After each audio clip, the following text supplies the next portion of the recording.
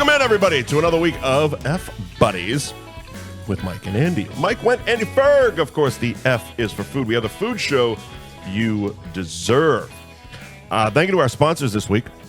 Gary Girolamo Group of Cross Country Mortgage, Ben Franklin Print Company, Twisted Fate Brewing in Danvers, Anthony's Roast Beef and Pizza in Tewksbury, world famous Cabaret Lounge, Route 1 in Peabody, Nick's Place in Winthrop, Newmarket, and Raymond, New Hampshire, along with nicksplaceonline.com, and Jamie's Roast Beef in Peabody. Andy, how are you doing this week?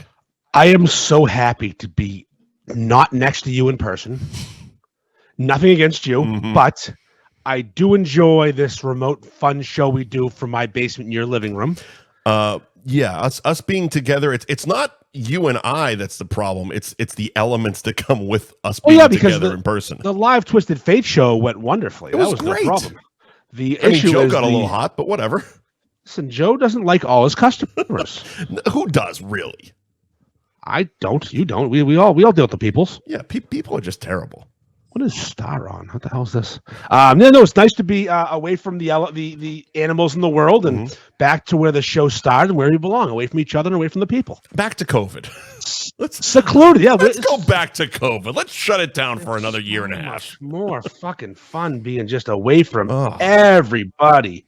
These fucking animals, these fucking disastrous people, naked chicks and old strippers. There was so much nudity on the show. It wasn't even funny. It's still there if you want to see it. Yeah, it hasn't been knocked off of Facebook. The 12-hour edit I did to digitally remove nipples is up on Spotify. It will be up on YouTube eventually when I get an extra 3 hours of my life. God's work you did. You did God's work. We just know that. You know what? I had a lot of help from Jack Daniels. If I wasn't drinking that night, I would not have done it. I got home, around 7-ish. I sent you the text. I'm like, all right, I'm sitting down. I'm gonna do this. I didn't remember how long she was naked was the problem. I didn't realize it either. I also forgot that her shirt was completely fucking see-through. So basically, her whole time on the show, which was 2 different segments, by the way, was just nudity the whole time. So I sat down and I started going. And, for those of you that don't know, first you have to basically take a little wireframe thing in the editing system and map out, basically trace her tits frame by frame, and one frame is a 24th of 1 second. So picture that. She was on the show for about 20 odd minutes. Yep. And it wasn't even good 20 minutes either. And then once you're done mapping the movement of her tits, now you have to add the blur effect and blah, blah, blah. 12 hours later, I finally got the show on the air. Jesus Christ. Yeah. The work this man does, folks, behind the scenes. People say to me all the time, like, ditch Mike, he sucks. I'm like, no, Mike's important to the show. Yeah, you kind of said that last week, too. Yeah, I say a lot of things when I drink. But not really. These people don't. We almost got a divorce last week. Jesus. Yeah, that was close. That was fun. It was like, is this it? Are we done? I had to pull back. So we have sponsors paid through the end of the year. It's like, I can't, We're good till next September, pal. Yeah, with at least one of them. Gone. Yeah, that's true. The money's just gone. Live shows and such. It's been spent. It has been. It's been spent. That money's been spent. I appreciate it, but it's been spent. The money is gone. We're going to have to put up with each other till at least next September. That's right. As long as we don't do many, 2 in-person shows in 10 days, we'll be fine. Yeah. I mean, like I said, the Twisted Fate one was great.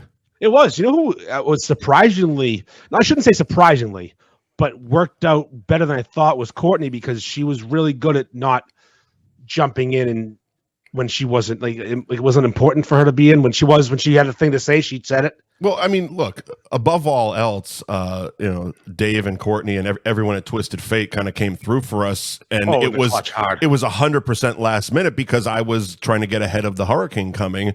So we were supposed to do the show like this. Yep. Not last Tuesday, but the Tuesday before. Yeah. And I'm sure we talked about it on that show. But I texted you in the morning. It was like 7:30, 8 o'clock in the morning. I'm like, yeah, by the way, I'm going to be in town in like a few hours. Figure out where we're doing the show. And yeah, that was it was hit or miss whether it was going to be Twisted Fate. But they ended up coming through. And yeah, fucking Courtney's a champ. And she even showed up to the Cabaret show. She did. And she worked had a the golf tournament. Fucking, I would say MVP of the weekend. Yeah, she's definitely flown up the rankings. Mm-hmm. You know, she's at Tashi level now with fucking helping out. Yeah, yeah. No one's catching Tashi. Lifetime achievement award of helping out. First ballot Hall of Famer. Yeah, but I mean, Courtney is definitely sliding herself into the conversation. Yeah. Tashi hit me up last night talking about a Christmas party, that we should do a Christmas party for the Beefs, and obviously I'm gonna talk to Dave and do like ugly sweater, fat idiot party. The money goes to Toys for Tots, something like that. I mean, you guys can do that. I avoid winters up there as much as humanly fucking. Yeah, possible. no, I understand. Yeah, we ugly sweater party where most of us just wear our regular clothes. Yeah, and just be ugly. Yeah. So that's and she wants to organize. And I go, Tashi, if you want to organize a party and put my name on it, and I'll go. Yeah. I'm in. Yeah. It's like the kid who said to me yesterday when I was going to that event last night at Twisted Fate. He said, "Hey, I can't make it. Can I Venmo you $25? You can buy some beer." And I said, "You know what, Greg? Yes, you can send me $25, and I will drink with your money." That is not a problem, Greg. And instead of just myself, I bought for Mark Chabak and Jay McGrath, and we all enjoyed a round on Greg because that's the kind of guy I am. Yeah. I'll accept your money to buy beer. That's the kind of guy you are. You will drink on someone else's dime. What a fucking hero. What's funny about that, though, if you think about it, right? He sent me $25, which I bought 3 beers, and we all enjoyed them. Whatever. I bought whatever I could with the $25, and because it could have been 26 I spent. I didn't check. That again, that kind of guy I am. I'm not a nickel and dimer. I'm a, it is what it is kind of guy. Whatever. Yeah. But looking back, if he really wanted to donate, he could have sent $25. This is about the Ducky thing, right? Yeah, instead of the $250 Ducky got from that sale, because 10% of the proceeds went to that young man. Oh, that's even funnier. Not being a prick or anything, because I really enjoyed those free beers, but there's another way. There are other ways to do this. All right, so before we get too far ahead of ourselves, let's jump into the fucking topics. Ducky is up first. Ducky, backstory, Ducky, real quick. Yeah, so I saw you make a post, and it was just the duck logo thing. I didn't know shit about it, and there's been a few times that involve this and me posting GIFs where I'm like, let's take that one off. Mike, you and I speak a certain language. I'm like, I didn't know what the fuck was going on, so I posted, I think, a Mighty Ducks GIF or something like that. I ended up taking it down because I thought we were joking around, and then I sent you a message. I think he's Ducky because of the Mighty Ducks, though. It very well might be. I just didn't know what the story was, and I'm like, what the fuck is this shit? So Danvers has a high concentration of people with the special needs roaming the streets. More than other towns, I'd say. I think it's because Danvers is a very safe community. Well, it's also they used to have that loony bin that shut down. I think they just released them all into the wild. That's been gone for 40 years. These people weren't there. Come on, it's still fun. It's still a good reference. It is. Yeah. The Danvers State Hospital opened their doors and they let all the prisoners out. There's actually a solid horror movie, which we're going to talk about horror movies later in the show. But there was a solid horror movie called Session 9 that was filmed there. It's a good one. Yeah, it's a good one. I like that movie. David Caruso in a rare good movie. So Danvers has a higher than normal collection of people with special needs. I'll call them. I don't know what the word is nowadays. I learned like 2 days ago that mental retardation deficiencies. That or disabilities the word mental retardation was still the correct term for the federal government until 2010. What's it now? It's developmentally disabled. Shift the cunt hair to the left. Left, okay. Yeah. A bit more. There you go, perfect. So anyway, so Danvers is a safe community, unless you're a teacher at the high school and then you get brutally murdered, but that's beside the point. I didn't hear that one, but all right.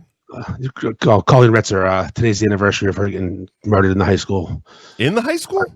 In the high school after school. One of the students stabbed her like 1 million times and dumped her in the woods. God damn. Then went to the movies. He's a real good guy, Philip Chisholm. What movie did you see? He didn't tell me. Oh.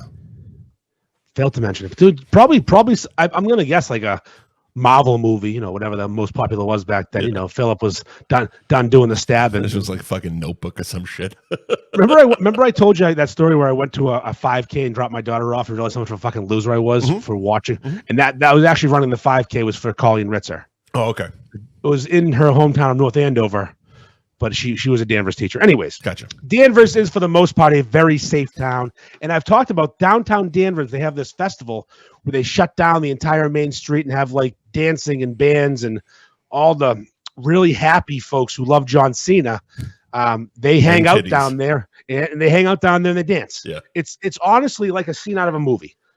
It's so like it's not Peabody, I guess I'll say. Sure. It's one town over. Danvers is like a fake place sometimes, and that's one of the times. So, long story short, this very popular figure in the downtown area who rides his bike a lot and does nothing but smiles and waves and loves everybody. Yep. They call him Ducky. We had in Linfield, we had Light 'em Up Larry. Same exact fucking guy. Fuck yes. Fucking legend. Yes. Let him up Larry's a great name. Yep. Same fucking, because he rode his bike and all the kids would be like, Larry, light him up. And he'd do the fucking woo-hoo, like he's revving his engine. Yes. Fucking great.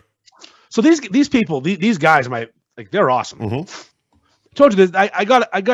I was at the Stop and Shop checkout, and there was a guy named Al who used to watch all the Little League games when I was a kid. He lived next to the field. He'd come over and sit on the bench. Yeah. And he'd pick a team before the game and sit with them. And once they started losing, he'd change teams. That's fucking hilarious. He'd have a new hat and everything. It was awesome.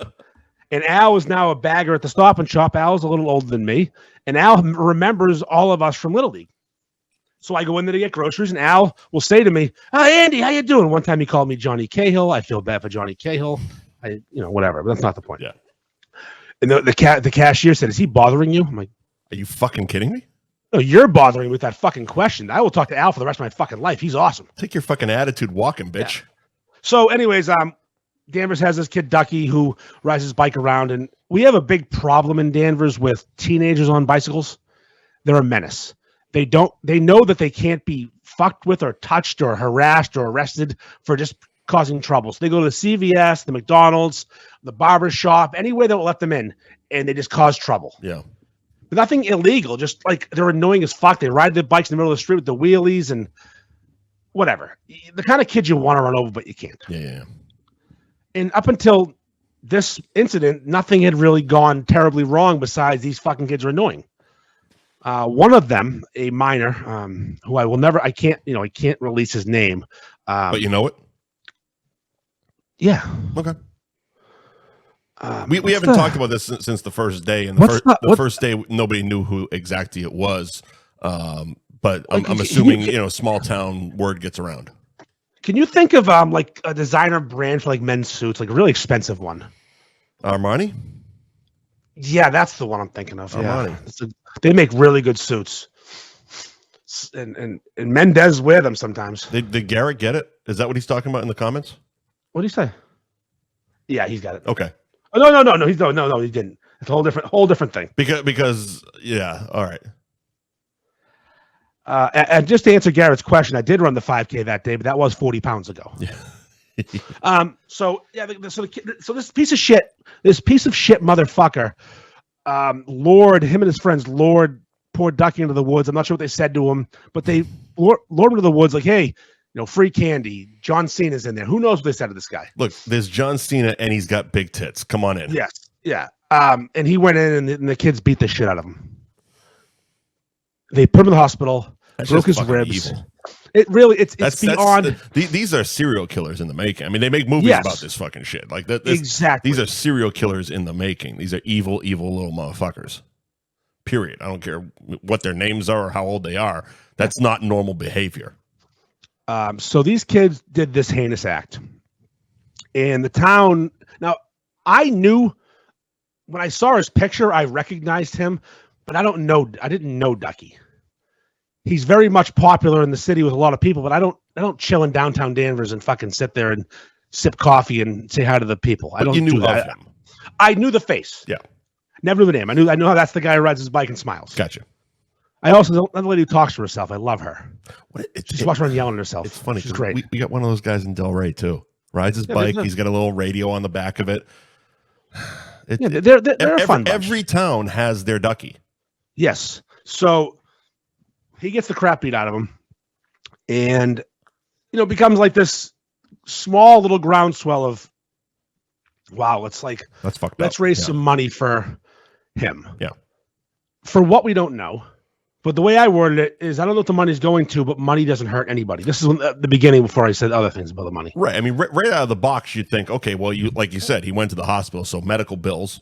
Maybe, yeah. But a lot of those people have mass health, and sure. Still, though, who cares? Who gives a shit? You got to pay for insurance, right? Or I don't know. Probably not. Oh, not if you're on that train. They still take care of those people. So immediately, Joe from Ben maybe Frank. He needs socks. Yes, Joe from Ben Frank and tattoo artist named James Mercer, who's a Beef Group guy. Mm-hmm. They come up with a design. They're going to work together and do a T-shirt. Another guy, Ross Billings, who's a mortgage guy who works in a different office, but same business as Gary. Yeah. Same company, the cross country guys.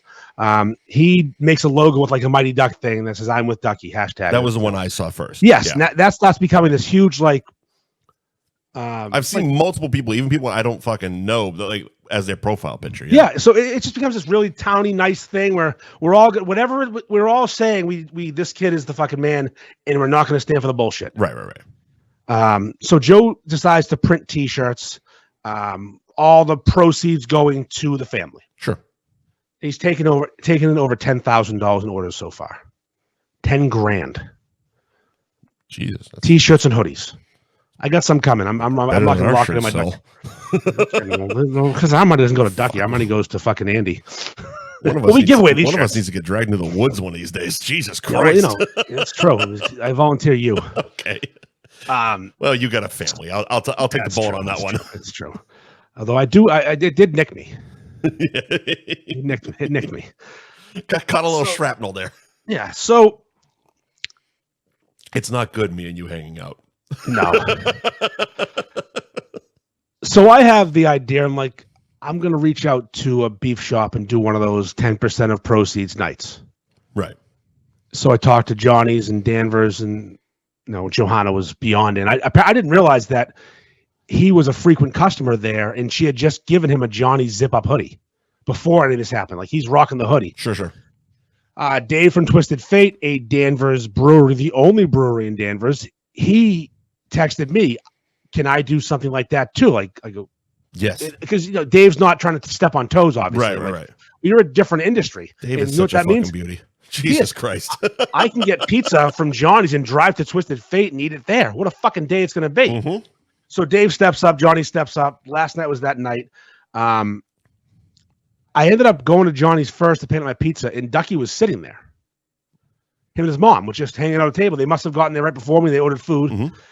And the guy's in his 40s. He's not a kid. Right. Got some gray hair. Mom is, probably 70s. Yeah, gray hair. She wasn't doing great health-wise, I guess I'll say. Oh, so you're not trying to fuck his mom. Okay, great. So it's just mine. Just yours. I'm not trying to fuck your mom, Mike.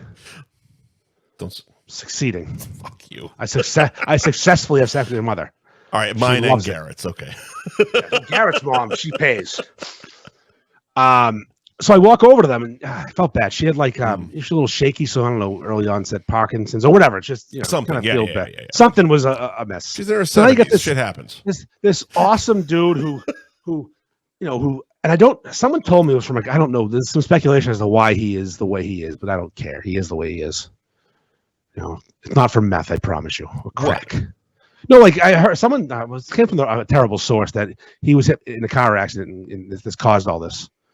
Oh, this isn't like he's not. It's not Down syndrome. No. He's not Down syndrome. No. Oh, okay.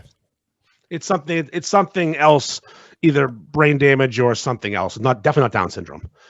But when I walk up to him, his eyes light up, and he's got these squinty eyes, and he smiles like So he couldn't live too much, though. What? You said he has squinty eyes, and his eyes light up. His whole face brightened up. Who am I thinking of that he looks like? Like, I don't know, Bobby Lee. De Niro, almost like De Niro, like when his fucking eyes get out. But he's big smile. Yeah, he's got his fucking new Defend Ducky shirt on, and I walk over, and he doesn't know who the fuck I am. And I'm not a. Do you know who I am, guy? This is because of me, you fucking dick. Well, here's the thing, and I was saving this probably to the end of the story, but I'll put it in right now. The fact that I'm just learning this because you didn't take a selfie and post it with him. You're kind of a good guy. I hate to give you credit, but like most people in these situations would have like dumped a selfie immediately. Like, oh, look who I'm with, like a clout grabbing type of thing. No, this was a which handshake. I know you're not, but most people don't. I mean, I do like helping people to make myself feel good and make them feel good, but I do enjoy the feeling, the warmth it gives me to do these things. But also, I'm not looking for likes on Facebook for it. But that's what people think. Yeah, There I know is that misconception that you're clout chasing most of the time, but it's like I could have snapped a selfie and got 500 likes last night, no problem. Easily. Yeah, me and the Duck Man. Yeah, fucking Mighty Duck Man. Especially last night. Jesus Christ, it was literally his night. Yeah, I didn't know he was there. Right. It just happened to work out. To be getting your pizza as he was getting his fucking food. I put my order in at 5:00 online. I walked in at 6. I knew they were busy. Dropped my kid off to work because she was going to work last night and help out because they were all hands on deck. And I look over and there he fucking is, that smiley motherfucker. Hilarious. I'm like, you smiley motherfucker. What'd you do? No. I give him a handshake. Yeah. Again, he doesn't know I orchestrated this. Yeah. He just knows he's getting spaghetti and meatballs. And a fat check at some point. Spaghetti and meatballs. That's what he ordered. I asked, I go, what'd you order? I'm curious. He goes, spaghetti. He goes, that's spaghetti and meatballs. Because his eyes are all. He's got the happiest, smiliest face you've ever seen. The grin touches his eyes, and he's squinting. He's so happy. That's spaghetti and meatballs. I'm like, fuck yeah, good for you, brother. I talked for a few seconds. How you feeling? How your ribs doing? My man. I said, hi, hey, Mom, how you doing? How you feeling? How's everything going? Oh, I'm doing good. This is great. Enjoy the night. Hopefully they raise a ton of money for you. You guys deserve it. Yeah. Got my pizza. Walk the fuck out. See you later, Duck Man. Yeah. Because there's no reason. Imagine I'm like, hey, hold on, bud. Let me frame this thing. Hold on. Ma, get out of the fucking picture. It's me and Ducky. Fuck out of here. I mean, you couldn't take a selfie with her anyway because, it'd be out of focus. It's true. Michael J. Fox, terrible pictures. Thank you. The worst. If she held the camera, even worse. It'd be a fucking picture of the floor. Can I take a Hey, can you take a picture of us? It came out perfect. Yeah, I can take a picture. Not you. Anyone else. Me and the Duck Man need this to be in focus. Yeah. No, so I met him and I ended up leaving, going to Twisted Fate, and all the people in there. Your good deeds are why we can make these jokes, by the way. Yes, I just want to point that out as well. Oh yeah, no, that is kind of the point of what we do. Is what I do. We get to make fun because of what you do. Yes, it's simple. I mean, just last week I pushed the guy with ALS down because we gave them a bunch of money. It's like What was that? What was the guy's name? Oh, Pete Frates. All right, that's what I thought it was. I was talking to Mom about it, and she brought that name up. I'm like, that kind of sounds familiar. Oh yeah, because I told her. Of course you did. Of course you did. Yeah. This joke is never going to get old, by the way. Pillow Talk? Is it Pillow Talk? Yeah, Pillow Talk. Yeah. I'm like, I know you're just getting over that groundbreaking, earthquake shattering fucking orgasm I just gave you, but his name is Pete Frates. Just so you know. Tell Mike about it. Tell Mike about Pete Frates when you catch your breath. Cunt. Keep going. Pacemaker? You need one. So here's the thing, though. Yeah. I make up 2 flyers with my ability to Photoshop now, which is second to none almost. One for Twisted Fate, one for Johnny's. Paste. I'm getting pretty good. Hey, listen, no. If you look at the fucking one for Johnny's, the blue. Yeah. I took the logo, which is already blue, and I blended. I had to make that all the same color. It took effort. I bet it. I bet it did it for someone that knows Photoshop. But I don't. I use InShot. What is Photoshop? Fucking blending. What the fuck are you talking about? I was blending. I was manually blending the fucking colors together because I needed to be bigger. I manually digitally erased a girl's nipples for 12 hours. You're blended skilled. a fucking I'm Photoshop. It took me 8 minutes. So first of all, listen. Yeah. Well, so that was for charity. This was for work. Yeah, so I ended up making these 2 flyers up, and I post them separately in the Danvers, Mass Facebook page, a page which I have been blocked from for 4 years until last week. Those local town pages are the worst. The woman who runs this one's a fucking tyrant. I literally, so during COVID, quick story. During COVID, I was still doing the nightly show with Scott, and of course, the MO, dump it into all the fucking groups. Oh, yeah. I would spend... So here's the contrast between that show and this show. After we're done, I spend a few hours getting the show up online and, editing and blah, blah, blah, blah, blah. but I'm doing it. I'm watching YouTube. I'm usually texting you. I'm drinking beers, eating pizza. All is right with the world. After that show, I'm fighting with assholes in Facebook groups for dumping my show in. They don't like they what's ironic about this?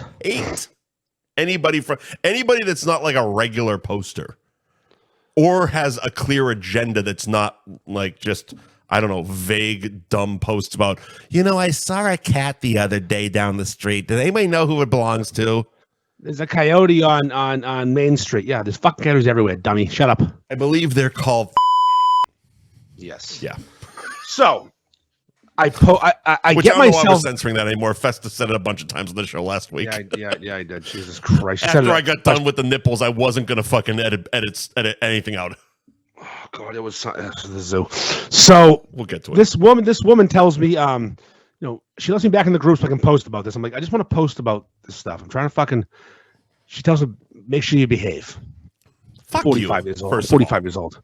So I post the one for Twisted Fate and the one for Johnny's separate posts, these two events. 4 or 5 days goes by. Now I know how the algorithm works. Those posts are gone. Yeah, Never to be seen again by anybody. Are you on post approval? Oh yeah. Were they approved? The first two were. Then I went 4 or 5 days later, the day before. So Sunday. Let me step back. Why I got banned this time? Someone on one of my posts, a beef group guy, a nice guy, asked a very honest, real question. I had no problem with this question. His question was this: what is the money going to? And now it's a question that is reasonable these days because we're in such a GoFundMe type of world where everybody that stubs their toe is expecting $10,000. Now, knowing there's a shirt being made, money going to him, knowing there's two events, there's literally a GoFundMe type deal. I'm collecting fucking Venmos and sending the guy Venmos. Right. Like there's money coming in. And the guy's like, hey, not just curious, what's the money for? Sure. I answer. A little tongue. Now, bear in mind, I'm running 2 fucking fundraisers. Yeah. So I feel like I have the and you're on the heels of a third. Yeah, I have the carte blanche to fucking, my buddies. I feel like I could say a little joke, especially to a beef guy. Also, it was on brand. Yes. So I just responded, strippers and blow, whatever this guy wants, who cares? See, it's the latter part of that sentence that makes it work. If you just said strippers and blow, you're just being a dick. But you're literally answering the question while also making a joke. Who gives a fuck? It's going to him. Yeah, whatever Ducky wants. Whatever this man wants. He got his ass whipped in the woods like a fucking horror movie. Whatever the fuck he wants to do with it. He can buy fucking 10,000 lollipops for all we give a shit. Whatever he wants. Go on vacation. Go to a fucking Patriots game. Go to the fucking zoo. I don't care. Have a blast. They love the zoo. Yes, they literally anything you want. Whatever this money can buy you. Mm-hmm. Buy your fucking mom a car. I don't care. It didn't matter to me. I never thought about what the money was going to, but the question was valid. Sure. And I had no problem with the question. Sure. It's a fair question. It is. Now, this is on Sunday. The events are Monday. I am now suspended from interacting on my community Facebook page because of a fucking 10-cent joke that will make 1,000 times out of 1,000. Turn in your gun and badge. You are on suspension. She said, so I messaged the admin. I said, hey, Carla, what's the problem here? Your comment was rude. I told you to behave. How'd you respond? As a man who wanted to not get kicked out of a group, he could defend Ducky for another day. And then because you know what the appropriate response is. I told you to behave. Fuck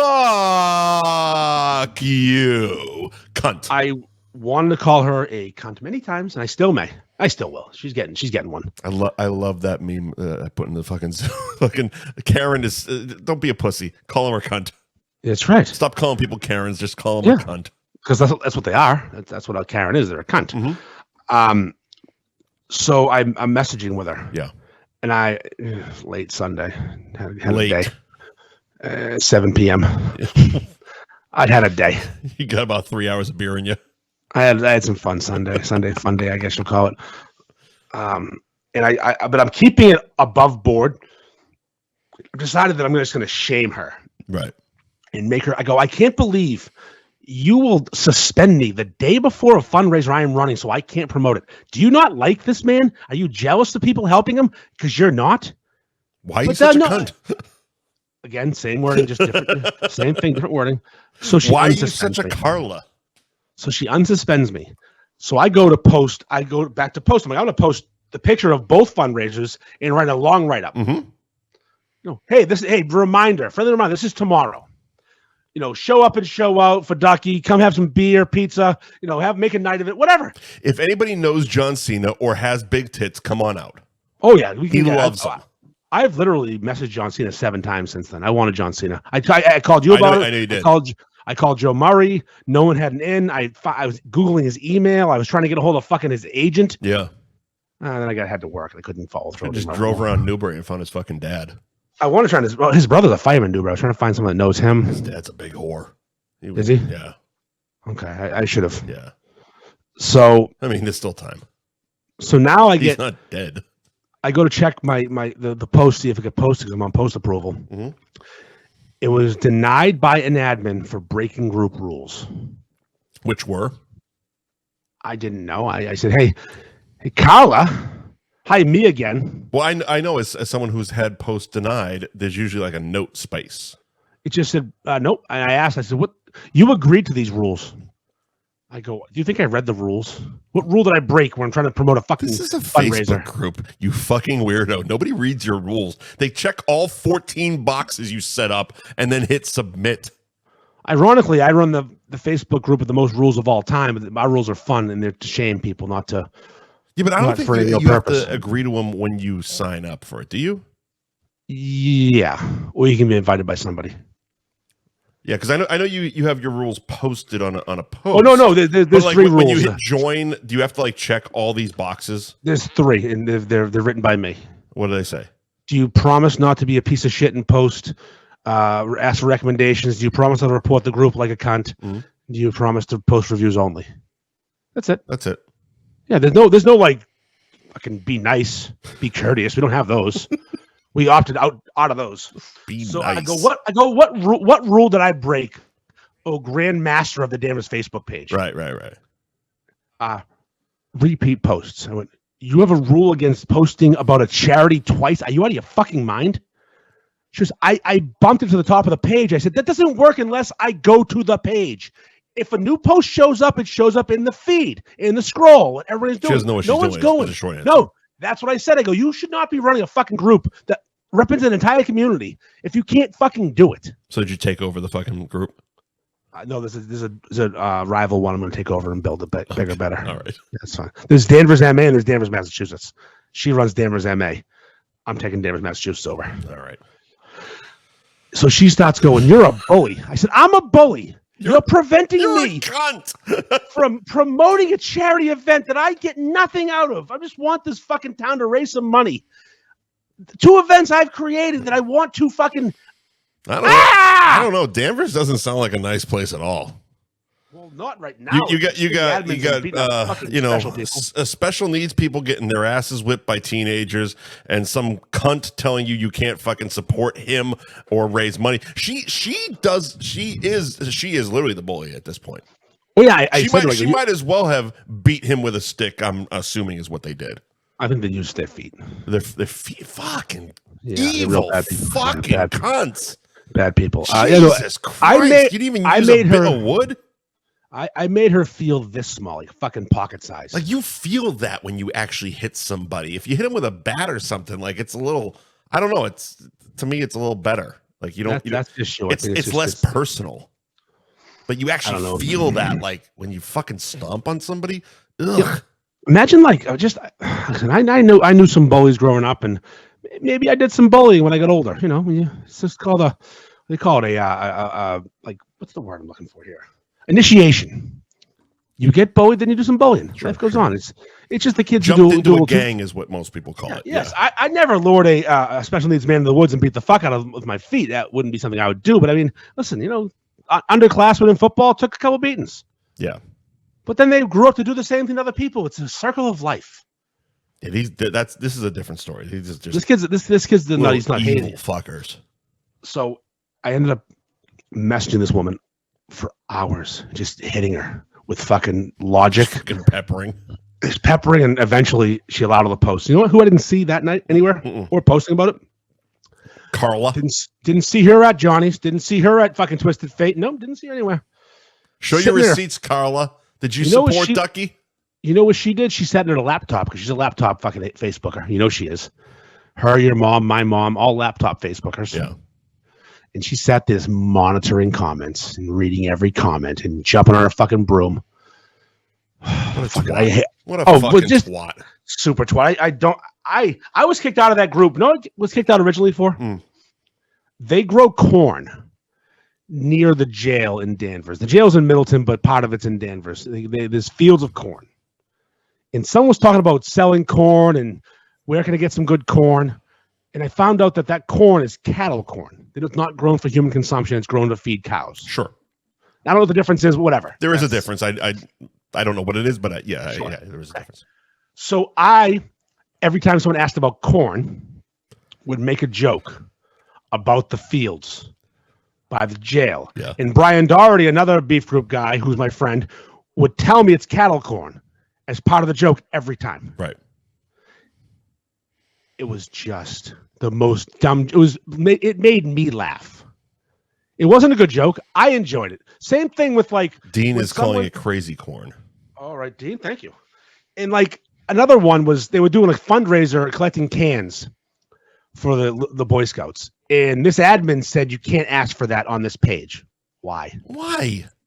So I put the Steve Martin gif. These fucking innocuous rules are just go No fuck yourself. You've never had anything of relevance in your life, and now you got this little fucking thimble of power in your life, and you're like, I'm making all these fucking. I mean, you're one of them, but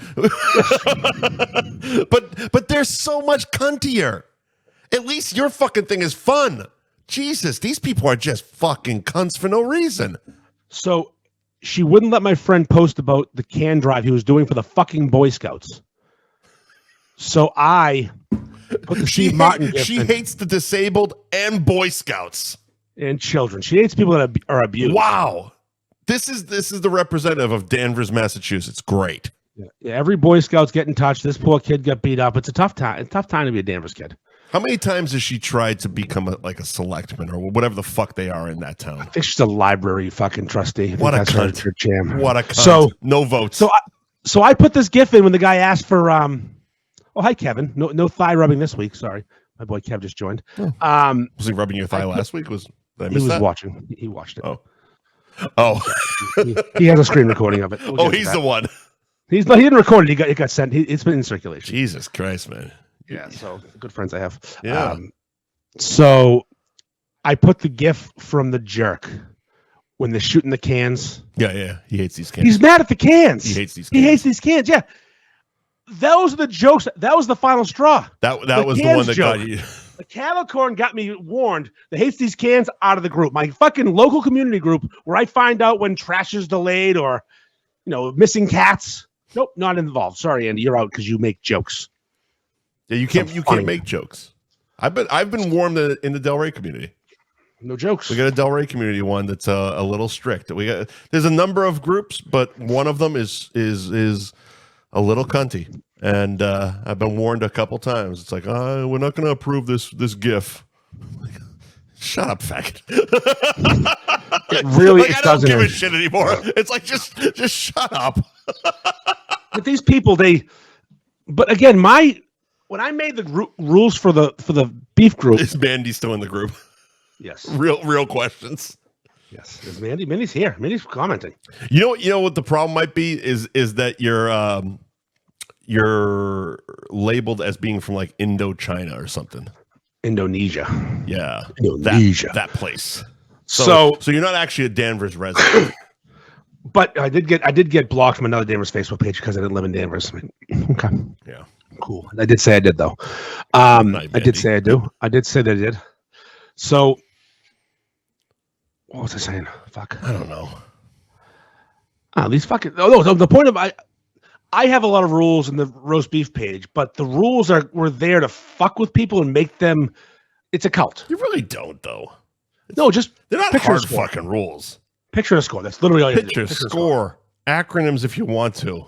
And if you don't, you get made fun of, which is the point. That's right. I made it complicated for one picture, fodder. one score is literally all you need. That's not hard. I mean, I think it'd be funny. I wouldn't do it myself, but if someone made like a fake page and just did 2-word reviews, one with a picture and one with a score, and that's not the name of the place and a score, nothing else. Yeah. And just that's how they did reviews. It would be phenomenal. Oh yeah. They would get their life ruined every day. But if they committed to that bit and they knew that was what, like they knew the group. All right, fuck it, I'm doing it. No. I get a few fakies. I got an Arby's right down the street, brother. Oh no, it's gonna be a weekly fucking 2.0. Someone gave Arby's an 11 out of 10 yesterday. I kicked him out of the group. What? I said I have no time for this right now. It's still up there. I didn't even see that fucker. This broad cow has been putting him in moods lately, so I just fucking go to the Facebook group and start shitting on people. I told Dan Bob to suck his sister's clit yesterday. Well, Dan's been having a rough week. Oh, poor guy got murdered by those boys, those young boys. Shit. I need to service these young boys. Teenagers beating up a special needs person. Dan Bob got a fucking hammering in the comments of Instagram. I think my favorite ever in years, especially on Instagram, where someone shouldn't have said what they said. Mm-hmm. And boy, were those kids ready. It made me feel so good about the next generation. They were all high school students at North Andover High. Yeah. All athletes, most of them hockey players. Went to Bella's, right? Yeah, they went to Bella's. I think 6 or 7 of them strapped on their best pink shirt. And they sent me the video, and it was for Breast Cancer Awareness Month. Titty Awareness Week. Fucking for titties and John where the fuck it is. And they sent me the video on Instagram, and I said, I can't repost this. I know how this is going to end. The pink shirts were one thing, but they had flawless dick-sucking technique. They knew what they were doing. Every one of them did like the perfect fucking... Listen, I'm not saying those boys have sucked a dick, but they've seen a lot of dicks being sucked. And the way it was filmed. Yes. They knew what they were doing. Yes. Now, I'm not one to put high school children in that circumstance. I draw a line at that. Joe's upset with my beer choice tonight. What do you have? I have Coors Light. Oh, Coors Lights? Yeah. Of course. You're a bitch. It's a fucking economic choice. I couldn't run to a fucking brewery this week. I meant to fucking give you beer to take home and marijuana and ketchup, but I didn't do anything. You didn't do any of it. Yeah. I had to figure that out. I'm way behind on shipping. The golf tournament made my head explode. Don't fucking worry about it. I'm not home next week either, so don't worry about it. Okay. So give it to me in November. Okay. Yeah. There you go. So, anyways, long story short, load your car up with beer and drugs in November, and yes, give it to drugs are already in there. It's fine. I was thinking that I was in New Hampshire yesterday. I'm like, my car's full of drugs. These fucking backwoods idiots it's full of barbecue don't allow sauce. drugs. What kind of drugs?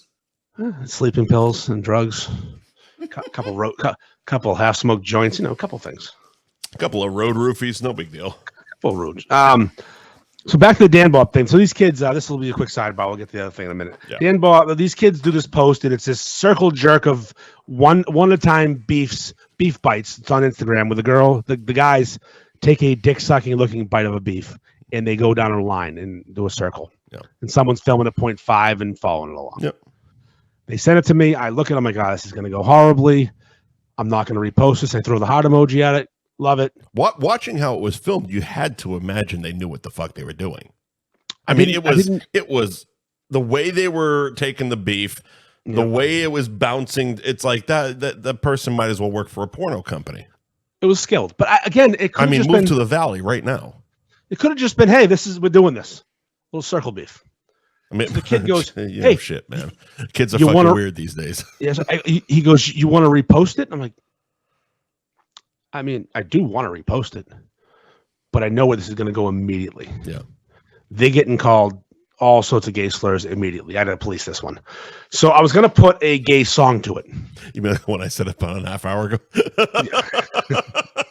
and didn't hit my button? Exactly. I'll get it later. Don't worry about it. It's fine. It's fine. So I was going to put It's Raining Men to it. I think we get one a week now. Yeah, one a week. I was going to put It's Raining Men as the music, but I'm like that. I asked my kid, I go, hey, should I put It's Raining Men as the music? Because she's very much my consigliere right now. Yeah. And also with this situation. That would have been my go-to, yeah. Yeah. And she goes, no, it's too on the nose. I go, should I be vague? She goes, yeah. I go, don't sweat the technique. Because there's the That's good. Technique. That's where I went. And she goes, perfect. I'm like, if Lil says yes, I'm in. Fuck, man. So I put it up there. First comment is Mr. Dan Bob, Beef Group on Facebook. Beef Group on Facebook, legend. No one fucks with the Dan Bob on Facebook. Right. Instagram's a different story. The youth of America does not give a flying fuck about Dan Bob. They don't give a fuck about Facebook either. No, that we found that out. No, Dan found out the hard way too. I have a whole different. He was messing with one because it was strange. Kids don't give a fuck about Facebook. No, my daughter's on Facebook, but it's only because she wants to keep up with her older relatives. Yeah. 100%. Just so she sees Auntie Peggy and her grandmother's doing. Yep. It's all she cares about. They don't give a fuck about it. No. It's just to look at, and she's in the Beef Group, but she enjoys looking. But yeah, no, it's not for them. No. So Dan makes a reference to them sucking dick, simplest reference in the world, and these fucking kids come with haymakers. And there's not one. There's everyone from the video and everyone that they know is just fucking throwing just daggers at poor Dan. What I realized also, they did their homework on Dan too. They knew who he was married to. They knew how many fucking kids he had. They fucking destroyed him instantly. And he kept on fighting, and he kept on losing and making it worse and digging the hole deeper and deeper. They said he was Apollo in round 2. Yes. You're not going to end this fucking fight. So like, what the fuck are you doing, pal? Throw the damn towel. Once they brought the wife and kids into it, Dan decided to go a little more aggressive. Mm-hmm. He said, meet us at Bella's and say it to her face. Because they were calling Mrs. Dan Bob fat. Are we going to fight you?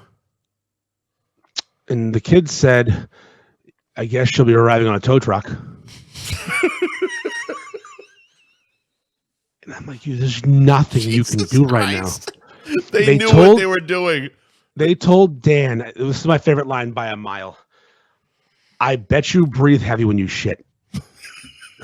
That is just so plain fucking good. Mean. That is so this fucking is good. It dawned on me. This is what I figured out. We have North Andover athletes, mostly hockey players. Mm-hmm. What are they watching to get this kind of Shorzy peppering? Yes, they are. Because the kid told me, why don't you toss a chirping yourself? I'm like, toss a chirping? You're watching fucking Shorzy. Yes. This is awesome. So I put Dan Bob's getting killed by whatever. Yeah. And he really thought he was winning. And that like you said to me, Apollo thought he beat Drago. Yeah, it was the biggest beating I've ever seen. And every time they tried to, and then another great line, Lindsay pops in. Yeah, she didn't help. No, she made things way worse for herself, especially. She went Facebook group beefs. Yeah, Facebook group beefs. You can say that because it makes sense. It's a community. We do this, but no, Instagram is not Facebook. They're very different. And I'm aware of this. Some folks don't realize it. Yeah. And the kid goes, oh, no, we pissed Lindsay off now. He doesn't know Lindsay. That was just a fucking complete and total. This girl's a useless tag. We don't care. But, oh, no, we pissed Lindsay off now. It's the most passive-aggressive, mean thing. I'm like, wow, I know what you're doing. I'm dying laughing all morning. Because her paragraph was like, oh, God. Was like that. And then they're like, oh. Sorry. Oh no. Now Lindsay's mad. What are we gonna do? And here's the thing too. I put it very clearly in the post. The second line, and it's all caps, for breast cancer awareness. Right. So it would try to ease the sting of 7 queer-looking fucking kids sucking dick. I knew what you were doing. Yes. I know what it looks like. Let's not. And the fucking one person who I love most in the beef world does it. I can't defend him. No. I can't help him. No. He's making fun of kids raising awareness of breast cancer. And here's the worst part. Dan Bob's wife's a cancer survivor. Right. Didn't they bring that up too? Yes. And the kids are like, yeah, fuck you. Go. No, it was basically, I'm sorry. The kids was perfect. Like, these fucking kids are killers. I'm sorry about your Goddamn cancer. killers. You know what you should be more worried about is your husband who's making fun of 17-year-olds online right now and threatening to fight them. Maybe she'd be a better parent, husband, wife, or get him checked. There was a lot of like featured kids, blah, blah, blah. Yeah. Like I said, they did their homework. So they ended up diving into Dan Bob's DMs. Oh, no. At least that's what it looked like. No, it was more of a, listen, we're just kidding around. Like, we're kids. Right. And so one of the kids, now Dan Bob's got one of them, he's asking questions now. And he asked I'd say, a worse question than you asked at the Cabaret when you asked about movies. I was so angry at you at that point. Well, you asked, do you like movies? So yeah, I know. That's okay. So he says to this kid, it reminded me of the Steve Buscemi gif. Hey, kids. Hello, fellow yous. Yeah. Yes. He goes, while I have you, what social media platform do you prefer to use? Because the kids don't use Facebook. Fuck yeah. And the reason I know he said this, I got a screenshot, and the kid just wrote this. The one we're on. The one I'm using, you fucking dullard. You didn't know that? You have a daughter who's 16. What does she use? Snapchat and Facebook. Those are the fucking TikTok. Yeah. That's what they use nowadays. Yeah. So anyways, I've befriended these young men, and I offered, I go, next time you go beefing, you make a good video, and I will buy the beef via Venmo. Mm-hmm. No in-person meetings with the boys. I don't need that situation happening. No, but send them a couple shirts, and they'll be good. Yeah, I'll send them some F Buddy shirts. No, because I love that. That was the best fucking post we've had in a month because of the comments. The post was fine. Yeah. I added some. You know me. Again, they knew what they were fucking doing. They filmed it. They fucking filmed it. It wasn't like you directed this fucking thing. No. They sent it to you. Although you probably think I did. Andy was there in the background smoking a cigar, feeding them lines. No, it wasn't a blonde saying your words. We tried to take her out. We'll get to the golf tournament in a little bit. Yeah, that's true. I wanted to come to the Cabaret. I'm glad she didn't. That would have been worse. It would have been so much worse. Jesus Christ, the Cabaret was an issue. Yeah. There's a lot of issues. Hold on, do it. Huh? So can we go to the Cabaret now? Let's do a little bit of ads first. Oh yeah, let's smash. Sure. Gary Girolamo Group. Oh, I know them. Yeah, Cross Country Mortgage. At buyandrefywithgary.com is the website. Buy and Refi on Instagram. I used my segue on Dan Bob. I couldn't do it with Gary. That's true. Speaking of being a special needs person. Gary is quite sharp, and that was actually a way better segue for Dan Bob. I loved seeing Gary at the golf tournament. I didn't love seeing Gary while I was sitting next to Festa because he just doesn't turn it off. Nope. So he's just fucking firing shots at him, and he's like, "Who the fuck was that guy?" I'm like, that's our sponsor. He's sponsored us. Also the presenting sponsor of the entire golf literally course. Forever, and he's presented this fucking golf tournament. And Gary is such a nice guy. He is. He's a hell of a guy. He's so fucking nice. He's coming up and talking, and Festa's like, what the fuck? Like, I don't know what the fuck. Where's the kids' table? You fucking midget. I don't know what he said at that point. I had already had a gummy from him, so I don't know what the fuck he was saying. Now that's a good Festa line. You suck your sister's dick with that mouth. That's probably what he said. Yeah, that sounds like something he might say. Yeah. But yeah, if let me get a mortgage or get your what's he do again with rates and stuff? He gets you your mortgage. He gets you your mortgage if you need to buy a home. He does mortgages too, right? He does mortgages too, right? And if you want to refinance your current mortgage, you can do that as well because in his name it's buy, which is the mortgage. Yeah. And refi, which is the refinance of your mortgage. He does both. Right. Hell of a guy. And Newfie's lost weight, so they're doing great over there. Newfie's down. He's on the Ozempic. He's zapped up with everybody else over there. Stabbing the gut. He's stabbing his thumb like Petros. Petros is just on everything. You've seen that video, right? Yeah. Okay, good. Gary Girolamo Group, Cross Country Mortgage. Buy and Refi with Gary.com and on Instagram at Buy and Refi. I hate doing these ads when I have like a burp like right in my fucking. You hearing that? Yeah. All right, there you go. Big breath. Ben Franklin Print Company, 177 North Main Street in Middleton. And benfranklinprintco.com is the website. Much like Gary's website, Joe's website also has a get a quote button. So just pop on that and figure out what you're looking for and what he can do for you, because Joe can literally do everything for you. It's true. The shirt I'm wearing tonight, fucking clutch. Yeah, a new shirt. It's sick. Beyond what it is and what it looks like and what it represents, the fucking quality is just fucking phenomenal. It's the highest quality. You know what's funny is people think that's actually you and me. Yeah. I don't realize that you went and found clip art on fucking Google. Literally Google. It was either this or it was going to be like Jason Voorhees like silhouette. Well, it does. It looks like it could be me and you. The guy on your right, I guess. I mean, we've never actually taken a photo together. But that could be us. Yes, well, we keep talking about like we need a fucking show photo because we keep using the fucking one when Scott tried to sue us, but we don't have one. And every time it's like, oh, we'll sit at the bar. Like I had a whole thing envisioned, like, oh, we'll sit at the bar at the Cabaret, and there'll be a girl on the pole behind us, and it'll be out of focus, and we'll be, never. It's never going to happen. Never. No. We should actually make it never. We should make that our point to never have a picture together. We are always too drunk when we get together. We have one picture together. It's me, you, and Mike's shoe. Yeah. Lucky Pierre picture. Yeah. I believe one was taken at the golf tournament. I haven't seen it. Me and you? I think. Did Catherine take it? I think so. Okay. I believe she did. Another first ballot Hall of Famer. Yeah, I believe she took a picture of us. I have never seen it. It hasn't been posted. But if she's listening, I probably have it in my. She probably sent it to me. I haven't got. She sent all the pictures to you. I'm still on golf tournament hangover. Yeah, it's a lot. We'll get to that in a minute. So many people are a fan of her. Holy, a lot of people are. What? Is she single.com? Oh, a lot of folks are looking for the Catherine. Huh. Yeah, the answer is yes. She's very single. Yeah, she's wonderful. Wonderful young lady. Yeah, wonderful. She put up. Here's the thing: anyone that put up with me and Festus shit for a day is good. Oh, she's the nicest. She's the best. Her, Mrs. Ferg, and Courtney are all in my fucking cool book. Oh yeah. Period. Yeah, you had a good crew there. Plus the fucking Hannibal twins. Oh, they hated us. I'm sure because McGrath can't take funny jokes. Chris, when Festa almost ran over Heidi, Chris lost his shit. He almost broke the fucking megaphone. He was literally trying. I took it away from him. I'm like, just give it to me. It had nothing to do with a megaphone. The megaphone doesn't drive the gas.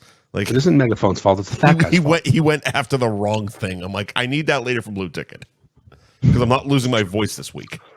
Did you use a Blue Ticket this year? Yeah. The megaphone was the only thing that saved my voice for fucking Tuesday night. Oh, did you get what I was doing when I was repeating the last three numbers in a certain voice? I was doing something. No, I was honestly again, and I think the only person I told this to was Dave. We were in line at the bar at the after party. And I leaned in and I go, "It's great to see you, man." There was a few words exchanged, and I just leaned in and I go, "I'm so fucking high right now." I was doing the part of The Hangover when they steal the cop car, and they're going to jail, and the male cop not up in here. Yeah, he's repeating everything. I was like, I'm gonna do that bit. Yeah, I didn't get the bit, but I was not conscious for that whole experience. I'm so cool. Finish the ads. Let's get into the fucking Cabaret, man. Twisted Fate Brewing. I'm drinking that right now. Yeah, 120 Andover Street. It's 114 in Danvers. Now they have flags that they can occasionally put out front that say beer. What? Yeah. Oh, flags. You know them flag pins. Yeah. But yeah, Twisted Fate Brewing in Danvers.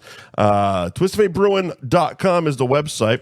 Click on Find Our Beer to find out what bars are pouring Twisted Fate and what liquor stores are selling Twisted Fate. And head on over to the gram at Twisted Fate Brewing. You lost Instagram. For the tap room hours. This Thursday, 3 to 9, Friday, 3 to 9, Saturday, noon to 8. And so on and so on. So go to Twisted Fate Brewing on Instagram for tap room hours. And of course, Anthony's Roast Beef and Pizza in Tewksbury, 1921 Main Street in Tewksbury. AnthonyStewksbury.com is the website. You can order online. You can pick up gift cards through the website, etc., etc. But more importantly, much like Twisted Fate, you got to head over to the Instagram. It's ARB Tewksbury. They've been posting their daily specials on the Instagram. And I've said it before, I will say it again. They do, as far as especially beef shops are concerned, one of the best fucking Instagrams ever. And that fucking Devil's Three-Way thing, is it still on the menu? Yeah. It's going to probably stay on the menu? At least through October, and if it fades out, it fades out. It's so fucking good. And So I think Shabak did it on a fucking like sub roll thing. He kind of mixed it up. Yeah. Oh no, they named the cheesesteak after him. The Marky Mark thing. Yeah. Yeah, it's a cheesesteak. They put the Devil's Three-Way sauce on a cheesesteak, and apparently it's life changing. Yeah, it's the bottle cap, jalapeno bottle caps, Cooper Sharp American cheese, and our signature spicy devil barbecue sauce, which is also on the Devil's Three-Way. They're doing wonderful things out there in Tewksbury. My idea, Adam's execution, my favorite way to do things. Fuck yeah. Just like Dave and Johanna. Yeah. I'm just going to tell you a real quick sidebar. The Devil's Three-Way is very similar to another beef shop, Spicy Beef. The Angry Ferg? Nope. Gio's and Amesbury does a Mad Cow. Oh. And it has jalapenos on it. Mm-hmm. It has a spicy aioli and a spicy barbecue sauce. Correct me if I'm wrong. Dan Connor's got that a bunch of times, right? Yes, and he threw some shade toward. Oh, did he? Where have I heard this before? I didn't listen to the video. I saw the video. I've seen him posted a couple times. Now this is going to sound. I assumed it was just their way of like a 5-way or something because it was all onions and shit on it. But so this is going to be like Mr. McDonald explaining why he's different than McDonald's. Our jalapenos are fried. Yeah, that's the difference. That's it. That literally, I mean, it's if you mix their two sauces, it's probably the same thing. But again, I had an idea for a name of a beef, right? And I had an idea for a concept, and my idea was the fried jalapeno bottle caps because I think those are delicious because they take a lot of the heat away, add a crisp, a crunch. So hey, listen, if it's similar, it is. You're both doing great. Who gives a shit? I had an idea. Sponsor the podcast. We'll talk about you. Yeah. I love talking about places. Sponsor us. I mean, seriously, pay us money. This podcast is for hire. If you want us to talk about send a check, and yours will be the greatest sandwich ever. Oh, no, maybe according to you. But if you want us to discuss the Mad Cow on the show, guess what Andy will do? He will talk about it on the show. Yeah. Support those who support you. And he'll tell you how to perfect it also. But also, yes, I will. I will never, ever throw shade toward a place that doesn't sponsor us. No. But if you do put money in my pocket and help me pay my fucking mortgage, yes, I'm going to fucking support you a little more than I would a random place. Right. Sorry, that's called America. Sorry. Inflation? Are you kidding me? Don't get me started. It's capitalism, pal. It is. It's called capitalizing on fucking opportunity. Fucking A. Cabaret Lounge. We did a show there last week. I have notes. I have handwritten serial killer notes. Holy shit, that's a lot. And you brackets too. But yeah, you got to separate things. I'm going to do a quick rundown of topics and we can discuss. All I remember, and mostly because I as I've mentioned, I'm going to mention again, I took 12 hours fucking editing, is the Gypsum segment. Gypsum? That's right. That's her name. Gypsum. Not E, just Gypsum. I didn't like her very much, but that's beside the point. I want to start. It's on the show. Yeah. You screamed, "You're stealing my money!" Well, she was, and then you gave her $4 more. And I gave all the other money to the other dancers, despite the fact that it wasn't she was stealing it. It was the Festa gave it to her. Well, that's his fucking problem. He saw a stack of money. He's like, "Hey, take that. Put it in the ice cream bowl that fucking Grimace brought us." I grabbed $100 in ones. For two reasons before the show. One, because I like giving strippers money. Before the show was the mistake. Before the show. No, I want it on the fucking table as a prop. I thought it was funny to have a stack of ones. Can't do that in this show. I didn't think about that. I'm like, oh, that's hilarious. Let's leave it out there. First of all, you couldn't see it on the show. You could, well, first of all, yes, you could on the Instagram because you could see a lot more than that. Well, the Instagram is the important part. No, it's not. It's gone. It's really vanished from the Instagram. Apparently, Instagram doesn't like me, or I deleted it. But yeah, the before the show part was probably the mistake. I want to first thank Deanna, the bartender. Yes. who did a great job keeping us lubricated all night long. That girl is a fucking champion. There was 2 bartenders on that night. I'm not going to badmouth the other one, but she wasn't in the mood to play our game. Well, Deanna's been our girl all 3 shows. Yes. All 3 shows she's been working. All 3 shows she's been a goddamn champion. Even to the point that, like, when we set up our shit this time, like each time I feel like we have a bigger setup. Which, yes. Okay, fine. We're growing as a show. But this time we kind of blocked off the area because last time people were stumbling into the camera and almost knocking the shit over. Mm-hmm. And she found a way to basically vault over our bullshit and get the beer to us while not fucking anything up. Deanna's a goddamn champion. And also fucking wearing the shirt. That was my next point. The other bartender, I gave them both shirts, said no. She wasn't going to wear it? She gave it back. She gave it back. Does she not like us? Because people don't like us. That happens. No, I don't think she has an opinion of us, but she wasn't going to wear it because she had an outfit on. She had a fit. She didn't want to take a free fucking shirt? Who doesn't want a free shirt? I don't know. Wear it around the fucking house when you're vacuuming. You could have worn next shift. It's a fucking kitty tank top. There was a guy trying to buy shirts, for fuck's sake. Yeah, we gave it to him. Actually, hold on. I gave it to him. I'm sure someone got money for that shirt, though. Yeah. I think Deanna actually got $20 for it. Good for her. Good. She fucking earned it. So she's a champion. Big Deanna guy. She wore the shirt. Her and Amber. I had it written down. Yep. Her and Amber took some posts for some pictures. Lovely young ladies. Really enjoyed the show. And we're allowed to post them, which is nice this time. I made sure I asked. Yeah, I figured you did. Yes. My favorite picture. I also figured because they were in your video that it's like, okay, we're cool with this one. It's funny is Amber hit me up on the DMs like, did that video get taken down too? What video? She goes, the one of you chugging a beer. I go, no, it's still there. She goes, I can't find this. You're on the wrong page. So I sounded like, I have like 12 pages. You'll figure it out. Also, getting stripper DMs, careful. As you do. Careful, Andy. Careful. All right, here we go. The show started with a man named Chad or Chaz. Yeah, whatever. Okay. He showed up bleeding, and I couldn't get over it. He showed up like he got the ship. Like he showed up looking like Ducky. Yeah, he literally had blood all over his face. I know now that like it was a bit for Halloween, but he was a very confusing man. Huh? He was a confusing man. Oh, he's a very confusing man. But yeah, in that moment, like between. And I sent it to you when you were like, oh, people really like the show this week. I'm like, I'm so fucking glued into the technical shit. Plus, I'm drinking a shitload of beer. I don't know how these shows come out. Most of the time, I'm like, that was fucking awful. I didn't have fun. It's just my fucking, my mental, like, I nothing I do is really good. But, like, I couldn't. No, you did a great job last week. I couldn't get around his bloody face. Well, and he brought us lollipops and stuff. I like he had a whole thing worked out that we just never got to because I think he showed up bloody and we couldn't get around it. Plus, it was set up as like, let's talk about being is it pansexual? Pansexual. Yeah, but he wasn't pansexual. He lied to us. We didn't know his fucking name. He told us his name was Chaz. Then it became Chad. Yeah. Then he was Steph's brother. But then he wasn't Steph's brother. He was definitely introduced as her brother. Yes, he's not her brother. The night of the golf tournament, when we set this thing up, he was definitely introduced as this is my brother. Then he told me his name was actually Memphis, but he didn't like it, so he goes by Chad.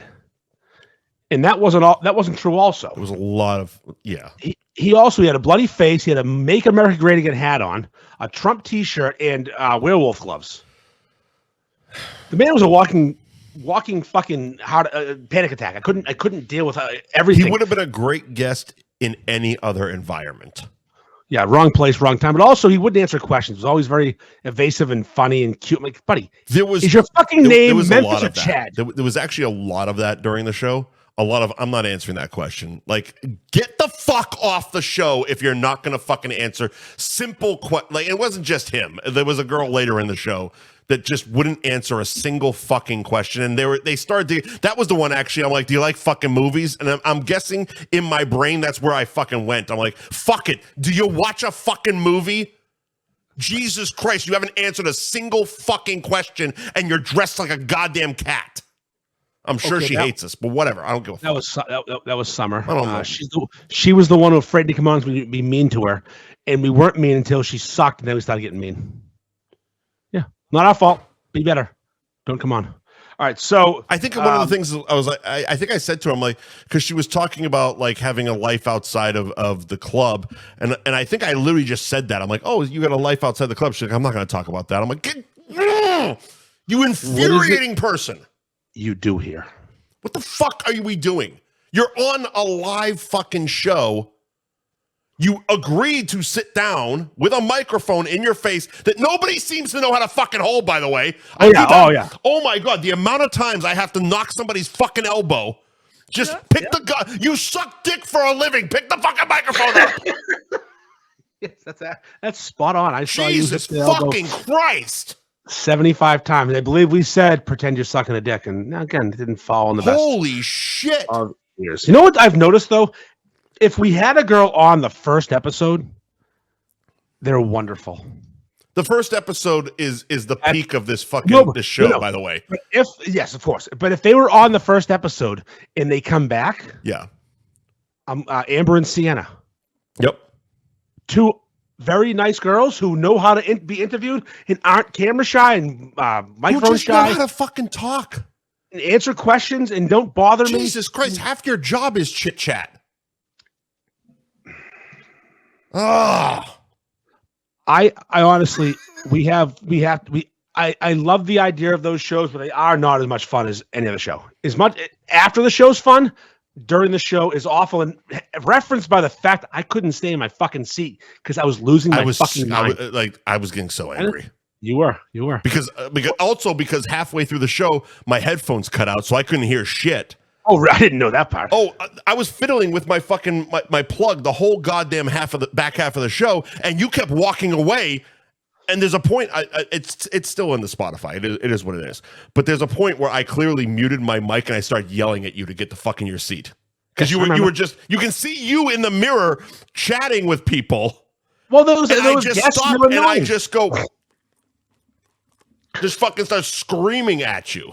That's good. That's good radio, right? That's good fun. Oh, it's fantastic. It's great. I went to the bathroom and on the way back, I got accosted by fucking Colette and Gillis and all these people. You can't do that. Like it's very easy. No, I get it. It's very easy when we're doing these shows to just run to our bathroom and I'll just read ads. But like normally, like we'll get through an ad and a half and we're back to the two of us. Mm-hmm. When I read the whole list of all our fucking sponsors and you're still over there. My favorite still from the show that I grabbed from the live is when Titties were out and you were reading a fucking Ben Franklin ad. And you are not there's just titties. It's just you. Like, dude, again, I went frame by frame. I was so disinterested in all of that. Like the whole, like I couldn't care less that she was naked. Well, we get desensitized very quickly to I've been to strip clubs. I've seen naked women. I'm doing a fucking job here. This is a show. Like it's fun. It's fun and games that we're doing a show in a strip club, but like we got to do a show. And when the show starts getting derailed, I start like that's my anxiety. Like, yeah, we both have different anxiety. When the show is going off the rails, and it's like, oh my God, we're just nothing is happening right now. There's nothing going on in the show. Like we're not talking about a topic. We're not in it because someone won't answer any fucking questions. I can't hear because my headphones fucked up for some goddamn reason. I start absolute panicking, and then it was like, and where the fuck is Andy? And I was getting taken, and I'm yelling at Will to turn the fucking volume down because the songs keep fucking cranking up. That's all I'm here. I'm like, oh, it's so much work for you, and I just wander off and take a piss. It really is. But you know, at the end of the day, like I told you when we were texting after, it's like if people like it, fuck it, it's worth it, man. Yeah. Oh, no. If people's reception of that was a fun show, like that's all I give a shit about. Like the hard work and the bullshit and the actual technical stuff, it's worth it if people like it. No, people were very pleased with the show. I will say, I think Tashi has to be at every show to give out T-shirts, so I don't have to do so much goddamn editing nipples out. Yeah, I know. Tashi not being there is bullshit. We know it. Her giving out the tank tops worked flawlessly. Every fucking girl in the club was wearing our tank tops. That's right. Not this time, though. No, we had 2. Yeah, I gave up more than 2, but there was definitely 2 wearing them. There were only 2 wearing them. It was Deanna and Amber were the only 2 wearing them. Yep. So tits out girl, what was her name? Egyptian. Yeah, Egyptian. I didn't like her. I didn't like her one bit. I didn't want her on the show. I didn't want her twice. I didn't realize though that Festa had given her my money. Yeah. Which caused a lot of drama. Literally pointed at your money and said, "Take it." And he told her to take her tits out for it, but 500 for me at the cab. Tashi, we don't get 500 for me at the cab. Calm the fuck down. Jesus Christ. Calm the fuck down. I'll get a bum to fucking do it for $1.25. I had to fucking pay Festa. Yeah. To be there? I threw him a little bit. Okay. A little something for the effort. You know, nothing crazy, but not 500. Not 500. Not even close. All right. So I feel a little less bad for Will not tipping people because I didn't pay him shit. Well, yeah. No, I gave Festa something for the comedy of it. Mm-hmm. Not for help. It's the Festa comedy show. Right. I do enjoy him on it, but I didn't realize he owes me fucking money right now. Because I didn't realize he's the reason I got fucking mean mugged the rest of the night by some fucking girl named Egyptian because she thinks I stole her money, which apparently I did because you thought she stole your money. Because I walk over and she's got my stack of ones making it rain on herself. You screamed it on the show. You're like, you're stealing I'm getting robbed here. You're stealing my money. Yeah. And everyone's having a good time because I think the only people that knew were the 3 of us that Festus said take the money. So I found out last night when I saw Joe and he's like, yeah, Festa gave her that money. I'm like, well, I didn't fucking know. Why? Why are you giving her my money? I got that money to spend. Because it was content and it was on the table. Yeah, well, guess what? That's my fucking money. I do not back down from that. So I collected all the money I could. She goes, I'm going to go on the stage and come back get my money. And she came back and found no money. Because I took it back. It's my fucking money. Here's your $4. It was scattered around. I found my money. There was money in ice cream. There was money in pizza. There was it was scattered around. Now, that money was meant for the girls, not for her. No, I get it. That money went on people's asses. Yeah. I threw it at people. I had fun with that money. Not for fucking Egyptian who didn't do a fucking thing for me besides take my seat and make you work harder. But the people that watched live thoroughly enjoyed it. Yeah, exactly. Well, they were the one encouraging it. Actually, Tashi asking for $500 is fucking hilarious because she was the one that actually pushed Egyptian to do it again. When we're reading ads, one of her comments was, give her $2 more to take her tits out. I read the comment and the tits came out. I didn't give her a fucking dime. Jesus Christ. I'm just reading. This is what happens when I'm Andy's reading in Ben Frank ads, and I'm like, oh, Tashi wants you to take your tits out again. And she does. I wasn't thinking in the moment, oh, this is going to be 8 more hours of my life. That was literally our butt bongo fiesta. Yeah. That's what I was told by Mr. Al Delano. He's like, this is old school Stern. That was butt bongo fiesta. Well, that's kind of what we are. Of course, yeah. I mean, by and large, this show is not done in she saved the show. Fuck you. Well, the show was a disaster anyway, as you know. Yeah. Whatever. I don't want to shit on the show because I hear people liked it. but they are stressful for me and you. I know myself, I never walk out of there being like, that was great. I got in so much trouble with my wife too because of how late we were. What time did we get? We got home at like midnight. Yeah, I was going to be home at like 10. You got to stop that. I know. You got to set those expectations, pal. I mean, Jesus Christ. I got home at midnight. I'm like, this is fucking early. Like, even mom said like, oh, you're home early.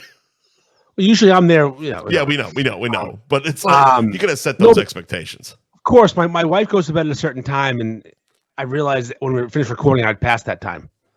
She wanted to hang out. She's like, we can hang out tonight, right? I'm like, yeah, sure. You got to stop, again, set those expectations. Oh, all right. So let's jump to another topic in this. Danny Gillis. Got a bone to pick with Danny fucking Gillis. Apparently, Danny has a bone to pick with me or us or Jesus Christ. You couldn't even get the introduction out, and he was already threatening to fight us. That man. All right, first of all, let me just tell you something real quick. Before this is behind. Apparently, pulling the cork is the toughest podcast out there. Fuck off. I don't know. I mean, I know Fitzy's from Somerville. I don't give a shit. I'm 45. I'm not fighting anybody. Oh, that's my joke. But anyways, so Danny Gillis walks in. I think I may have set the tone for him early. He walks into the cabaret and looks at me and tells me how big I am.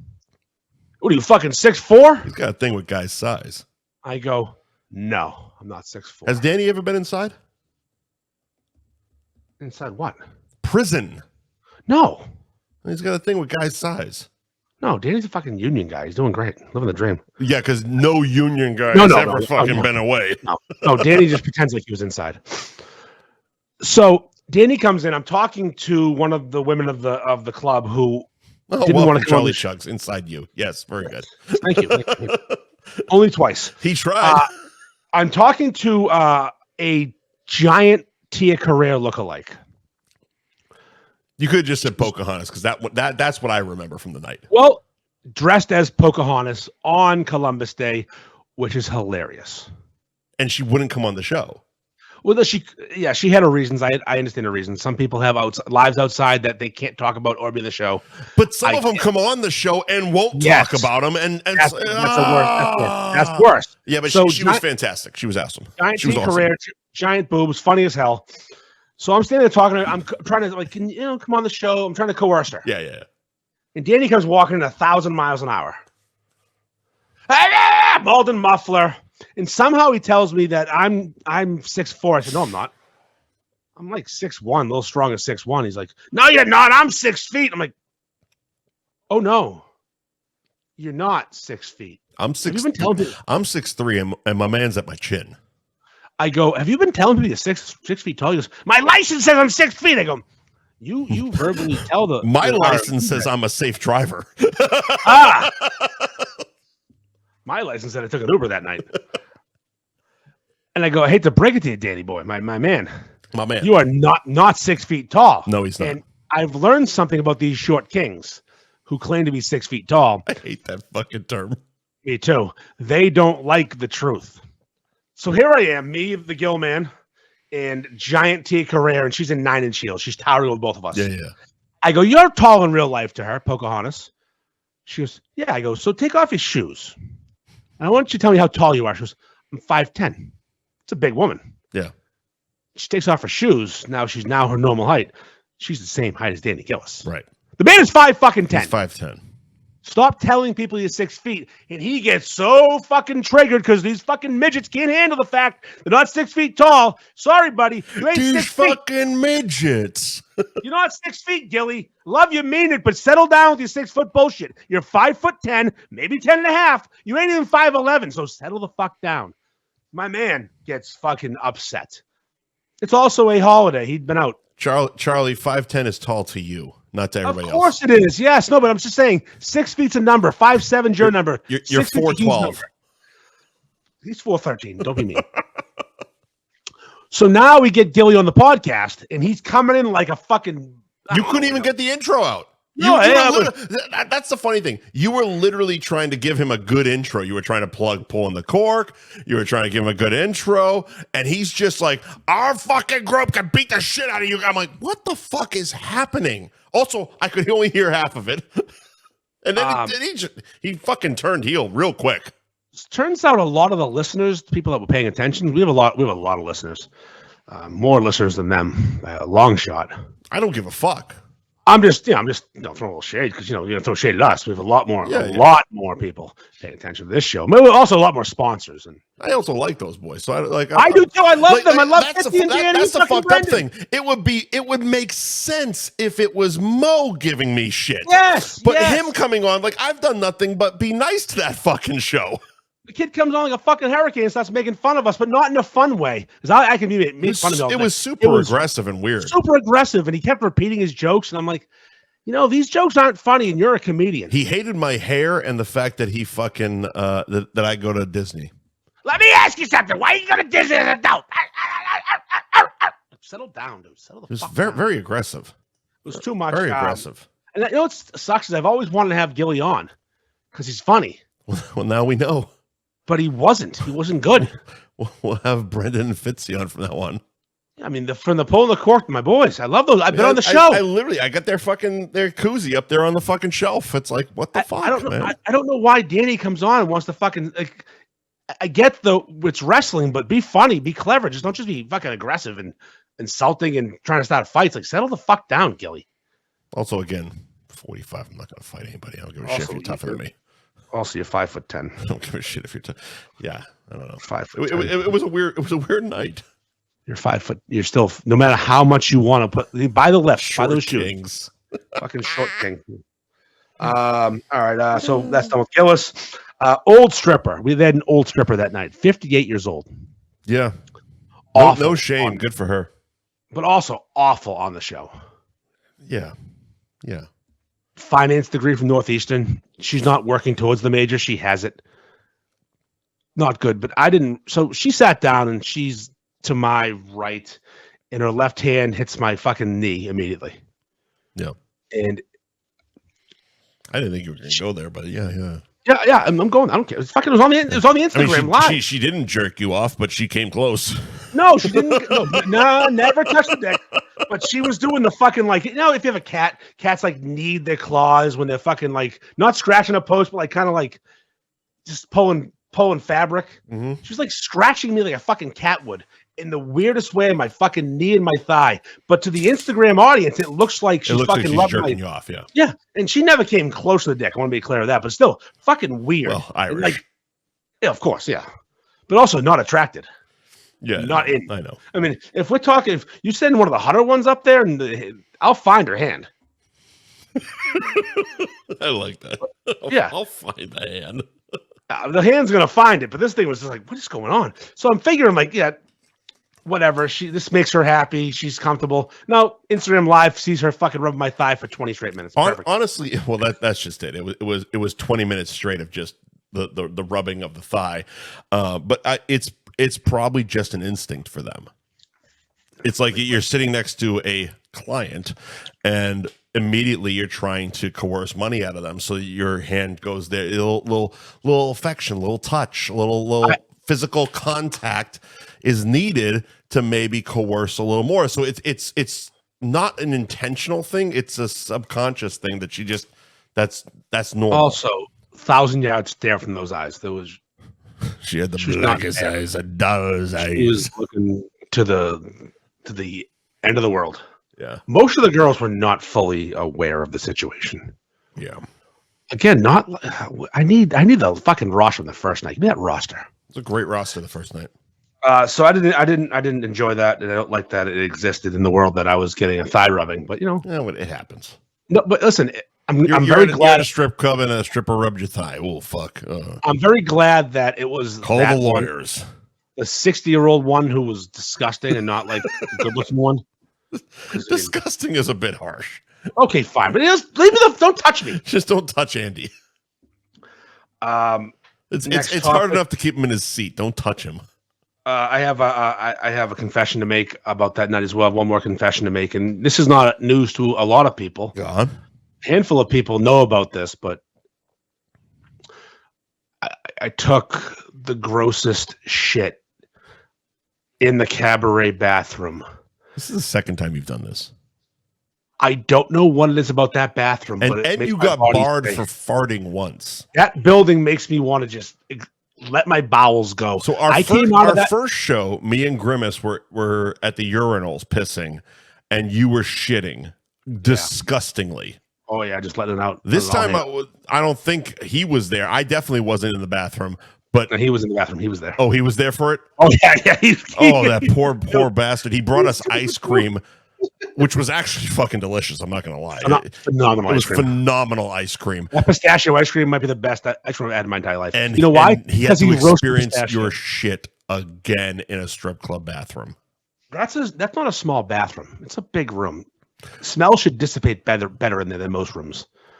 It really is a well-sized bathroom. I mean, being that we're in a bathroom review group, like that's a solid fucking bathroom. I wouldn't shit in there. I just wouldn't because it's a fucking strip club. I just wouldn't shit there. Hold on, whoa. You have rules? Well, mental blocks. Mental blocks. I will tell you this right now. I will shit anywhere. Well, again, you haven't been to Johnny Brown's yet. Mike, in Dublin, I shit on a bathroom toilet with no toilet seat. I can't wait for you to blow up the fucking Johnny Brown's bathroom when you come to visit sometime. I'll ruin it. I don't care. No shame. I'm looking forward to it. If the options are shit my pants or go in that bathroom every fucking time. Well, I don't have some kind of intestinal problem where I'm posed with that problem. I'm undiagnosed. I don't know what my problem is. I don't. Jesus. But it came out of me something fierce. Get yourself a bag, sir. And I was gagging and I made it. You were gagging yourself. Oh, I was almost puking on my own poop. Puking on your dick while you're shitting in the toilet. It was really Wolf Cola, everybody. Wolf Cola. The Kraken came out of me. And listen, it was me. It was me. Yeah. If you walked in the bathroom that night and went, oh my God. Oh my. Yeah, it was me. Yeah. Big shout out to boy Grimace though, also with the ice cream. That was he had his own little portable fucking freezer. He came with 5 flavors of ice cream, a sauce that went with the cherry ice cream. I was just happy to see him, and he shows up with 5 ice creams and a fucking freezer with spoons and fucking bowls. I knew he was coming with that, but I didn't realize the professional production he had. I wish I could have taken it, but he's like, "Do you have a freezer?" I go, "I don't know what we have." I'd love to take all this ice cream because it's fucking ridiculously good. The pistachio ice cream, Mike. I didn't have the pistachio. I don't know which one I had. It was maple something. I love banana walnut too. But yeah, he said it was like combined. Like I think he said combined 2 or 3 of them. I didn't have the. I know I don't like pistachio, so I didn't have that one. But he combined 2 or 3 of them, and it was one of the greatest fucking ice creams I've ever fucking had in my life. Well, yeah, he had weird like recipes, like these 2 in the claret sauce. Oh, thank you. Yeah, yes, exactly. So I'm a big pistachio ice cream guy. Love it. And the problem with pistachio ice cream is it's usually mushy pistachios. Yeah, motherfucker roasted them first. They kept their crunch. He doesn't have an ice cream shop. No, he just makes ice cream. What do you know what he said to us? Remember what he said to us? I do actually. I dated a girl which is hilarious by itself. I dated a girl whose son wanted to make ice cream, and he sucked at it. And because I'm slightly autistic, I had to perfect it. Yeah. Yeah, he's got the touch of the tism. I mean, he better be careful in Danvers. If a touch of the tism does this, that's fucking good. Good touch. So I'm trying to get to what we have next for this thing. I'm going to say there was some what you didn't see on camera. If you look in the mirror, you can see some stuff. I mean, our camera angle, occasionally you can catch a little bit in the mirror, but yeah, the off-camera shenanigans were one point you and I were baffled as to what the fuck was going on. There was a point, and I only remember this specifically because it was part of my editing process because Egyptian was naked. But you were pointing at what was happening off camera, and I literally yelled to you, I'm like, yes, I see everything. Yep. It was everything. I see her tits. I see that happening. I see Festa giving your money away. I see everything. There was a situation off camera where the security had to get involved. And that part I didn't know until about an hour ago. And settle some things down. This is a strip club, not a brothel. Calm the fuck down. Calm the fuck down. But hey, what are you going to do? Fucking Cabaret, man. We are only on our second topic of the night, by the way. It's fine. We're not going to get all these topics. No, it's fine. Let's see. Hurricane Festa was... Hurricane Festa. Coming in as what he does. He gave your money away. he's just who he is, and I love him for it. But fucking A, I should not have Venmoed him any money for giving my fucking money away. You motherfucker. Next time, you motherfucker, I'm getting your money fucking money away. One thing we didn't talk about on the show and couldn't interview, but it's interesting to me: the Cabaret being the greatest strip club in the world. Right. I've never been to a club where there was a mother and a daughter both on the roster for the evening. Not knowing anyway. Apparently, one of the women there, the mother, got knocked up at 13. Yeah. And had herself a baby. And that baby and her both dance together at the Cabaret. The baby's of age now, of course. She's in her probably early 20s, and the mom is in her mid 30s. And I gotta tell you, that's the walking that they literally are like that walking weird fantasy guys have where they want to bang a mom and a daughter. Right. Like they were both built for speed still. But I also don't think it's something that's heavily advertised because they don't. No, because it was told to us they don't dance on stage together. No, never on stage together. It's more of a, they both work there. So it's just they work there. So it's not like a fetish thing. It's not advertised. It's not like oh, that's my daughter, by the way, get a double dance type of thing. No. They don't keep it. They don't make it weird. Just knowing the fact that it exists is like wow. We make it weird. We are weird, but like think about that. Like you could 13-year gap is not very big. No, 22 and 35, they're both still primo. Right. Really nice. Very, very nice. Very nice. So hey, if you're single and you want to get mom and daughter action, Cabaret might have the opportunity for that to happen. What if you knock up the daughter and then the granddaughter, mom, and grandmother are all at the Cabaret? Well, here's the thing, even weirder. As a man who knows a lot about biology and women's reproductive systems, right. You could knock them both up at this point. So a great-granddaughter? A great-granddaughter and her. I'm not sure how old the label is. Hold on. So you got, hold on. No, you would have two daughters. No, you have the granddaughter of the 35-year-old. Right. And the sister of the 21-year-old. Yep. And the aunt of the newborn baby, all in one mishmash. And that's called America. That's the Cabaret. And not a word of English is spoken between the two of them. It's great. They don't speak the English.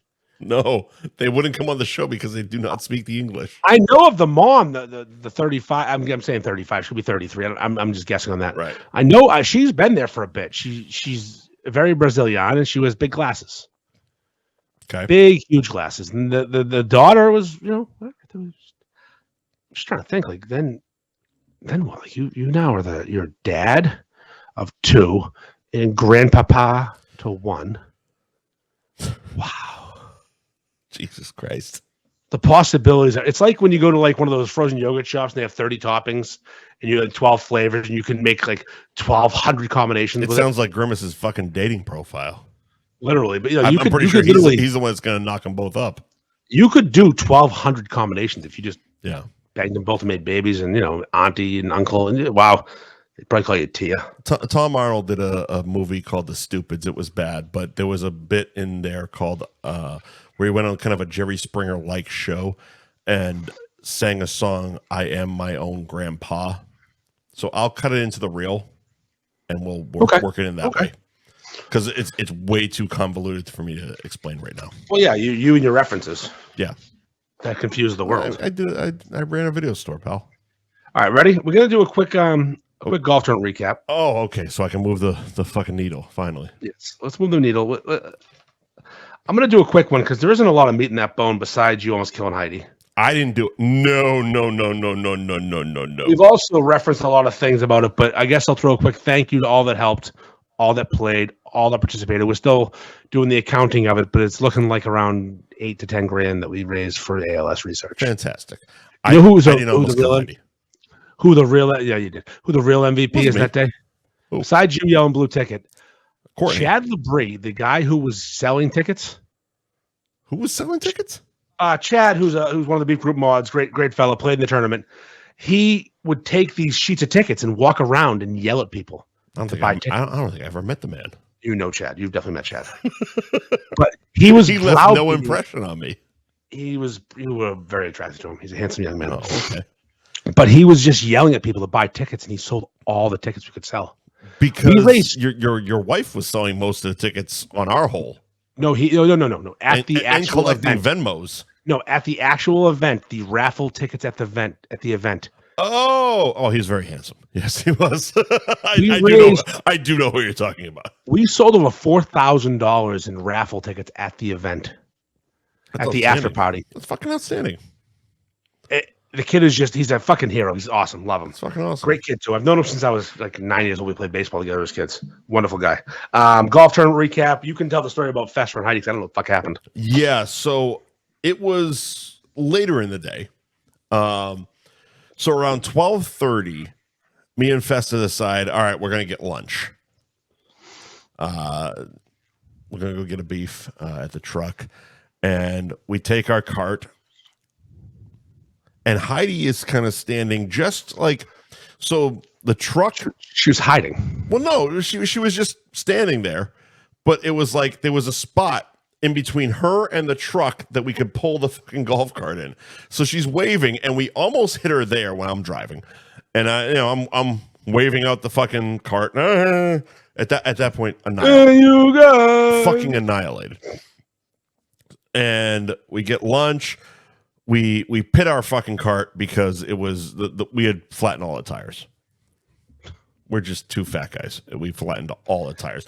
And we looked at the guy and acted as if it was his fault. Like, this fucking car, Jesus Christ, look at these tires, for fuck's sake. Give us a new one. So he gave us a new cart.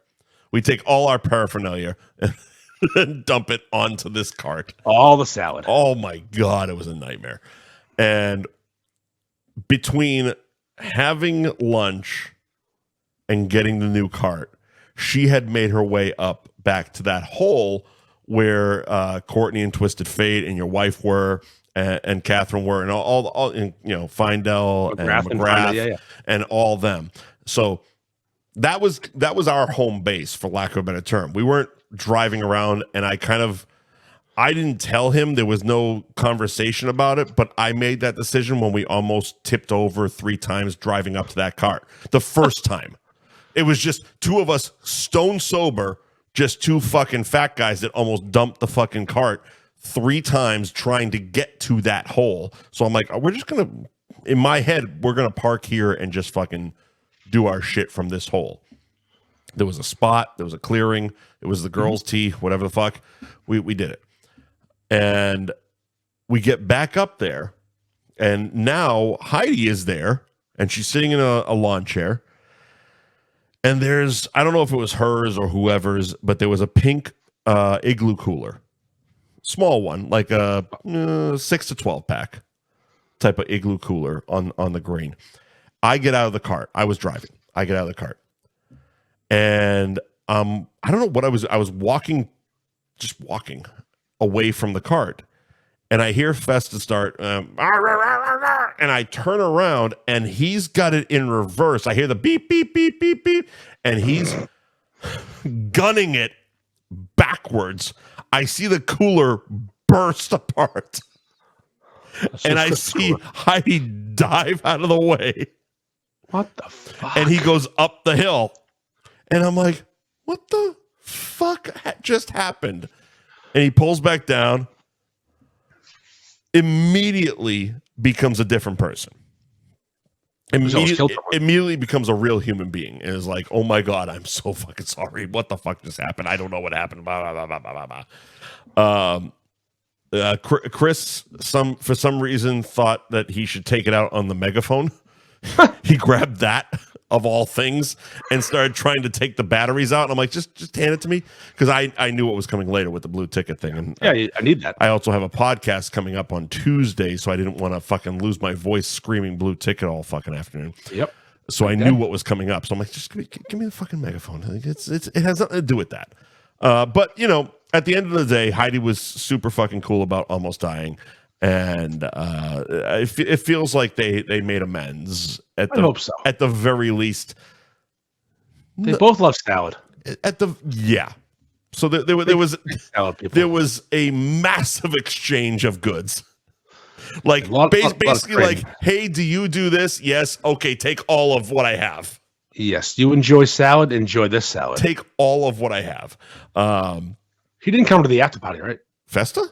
Yeah, he was there long after us. He drove me there.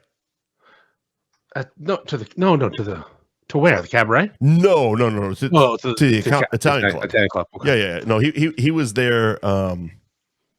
He was outside when we left, but he definitely drove me there. Okay. Probably not recommended, but he did. I gotta say though, like besides that, it was a pretty successful day. Here's the thing, and here's how I look at that incident as being the worst possible thing that happened that day. The year before, 2 people were super injured, hospitalized a bit. Yeah, we did pretty fucking good. Yeah, no one went to the hospital, as far as I know. We didn't hurt anybody. Literally, you know what? Literally, we didn't hurt anybody. You know what sucks though? I'm gonna tell you right now, what sucks. 144 people played in that tournament. That's a lot. A little more than half came to the after party. I don't think a lot. Well, so there's another part of that, and we learned this because we saw all the groups go through. Most of them, we of course took our break for lunch, but we saw most of the groups go through. And there was definitely some people that didn't know they were at the North Shore Beefs golf tournament. They just were at a golf tournament that their buddies signed them up for. Well, here's the only reason I'm complaining about this. We knew that because they couldn't take a fucking joke. The reason I'm complaining about this, though, is I pay per head for the after party for the catering. It's like a wedding, basically. I give them the number. Yeah. So I paid for 144. Yeah. And 85 show up. The charity lost a lot of money. I'm going to piss my pants. Oh, okay. Give me a second. What do I'll do some ads. Do some ads. I'll do some ads. There we go. All right, we did talk about a lot about the Cabaret, so I will just let you know that they are at 96 Newbury Street in Peabody, which is Route 1 South in Peabody. They are open 7 days a week till 1 o'clock in the morning, and their social media is at Cabaret Lounge Peabody. Oh, excuse me, Jesus.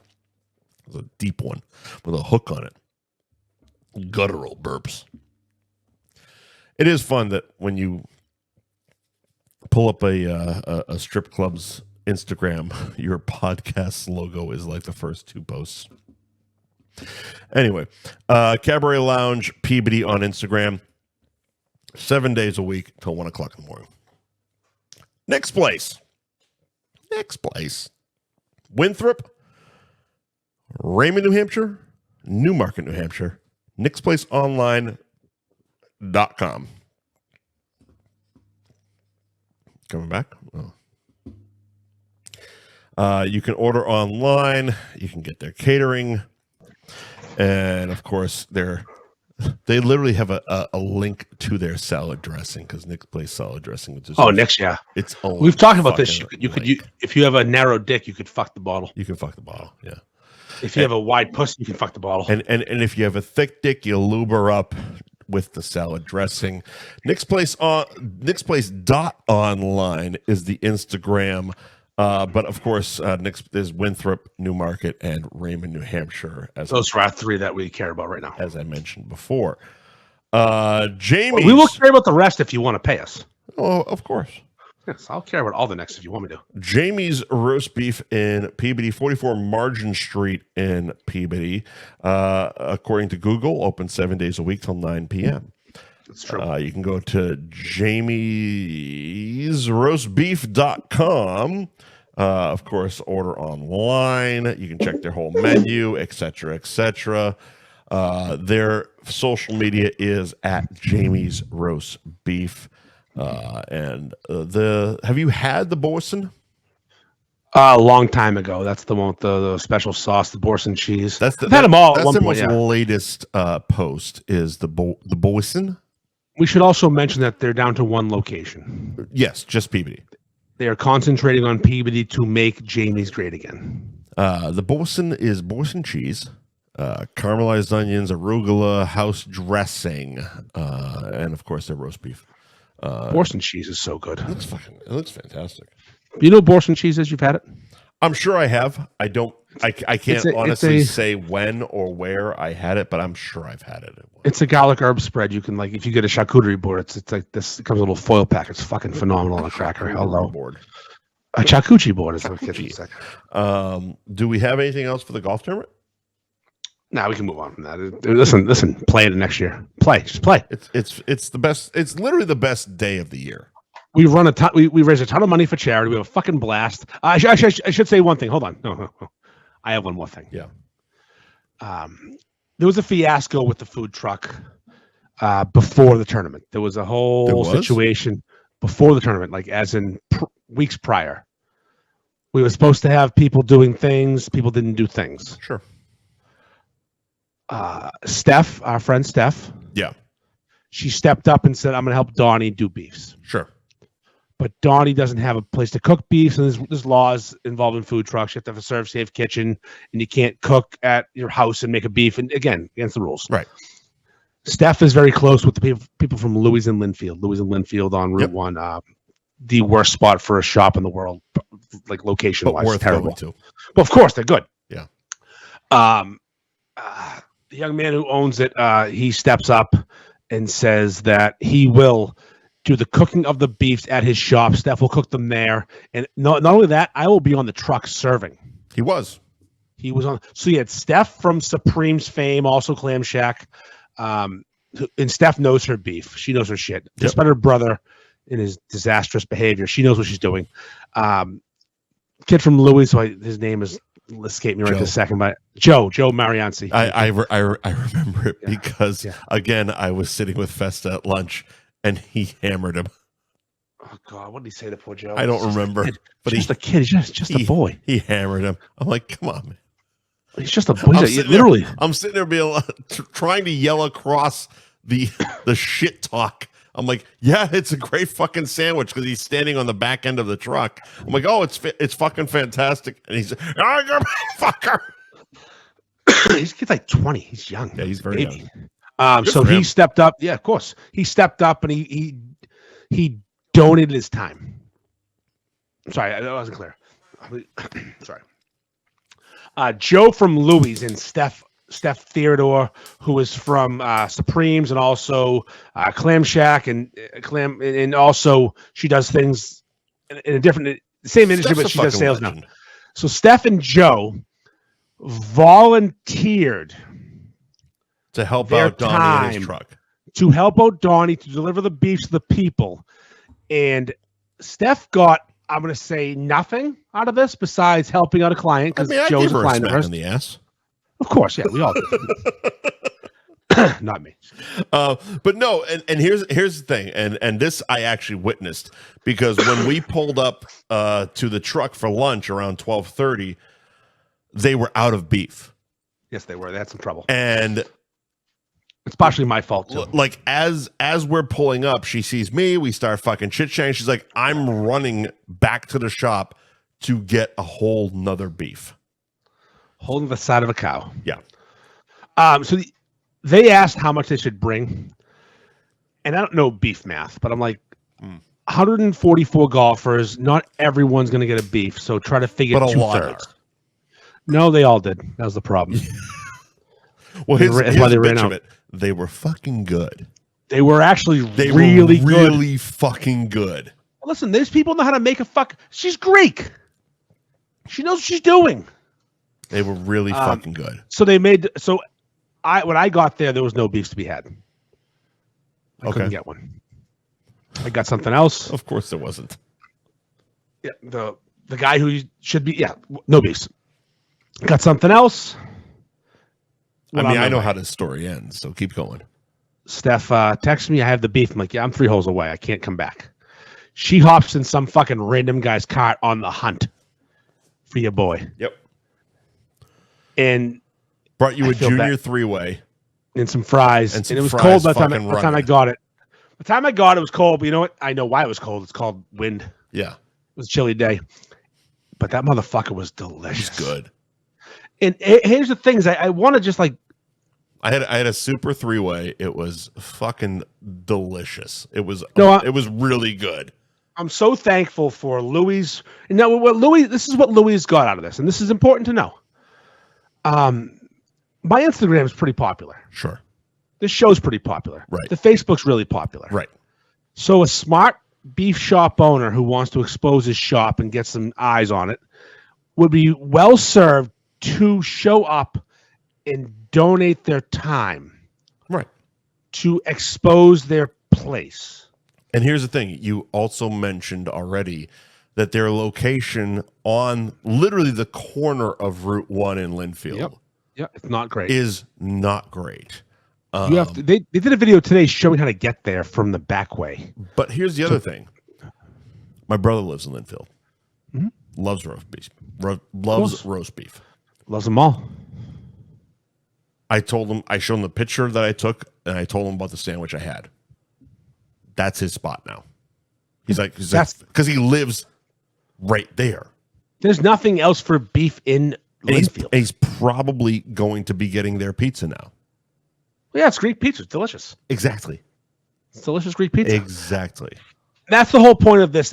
That's why we do a charity event, and when someone is there to support us, we support them. Right. And I didn't get any money to be there that day. And I threw you a little bit, but you flew in, so it's whatever. I appreciate it. It was because the Cabaret girls didn't show up, but still I was shocked and appreciated it.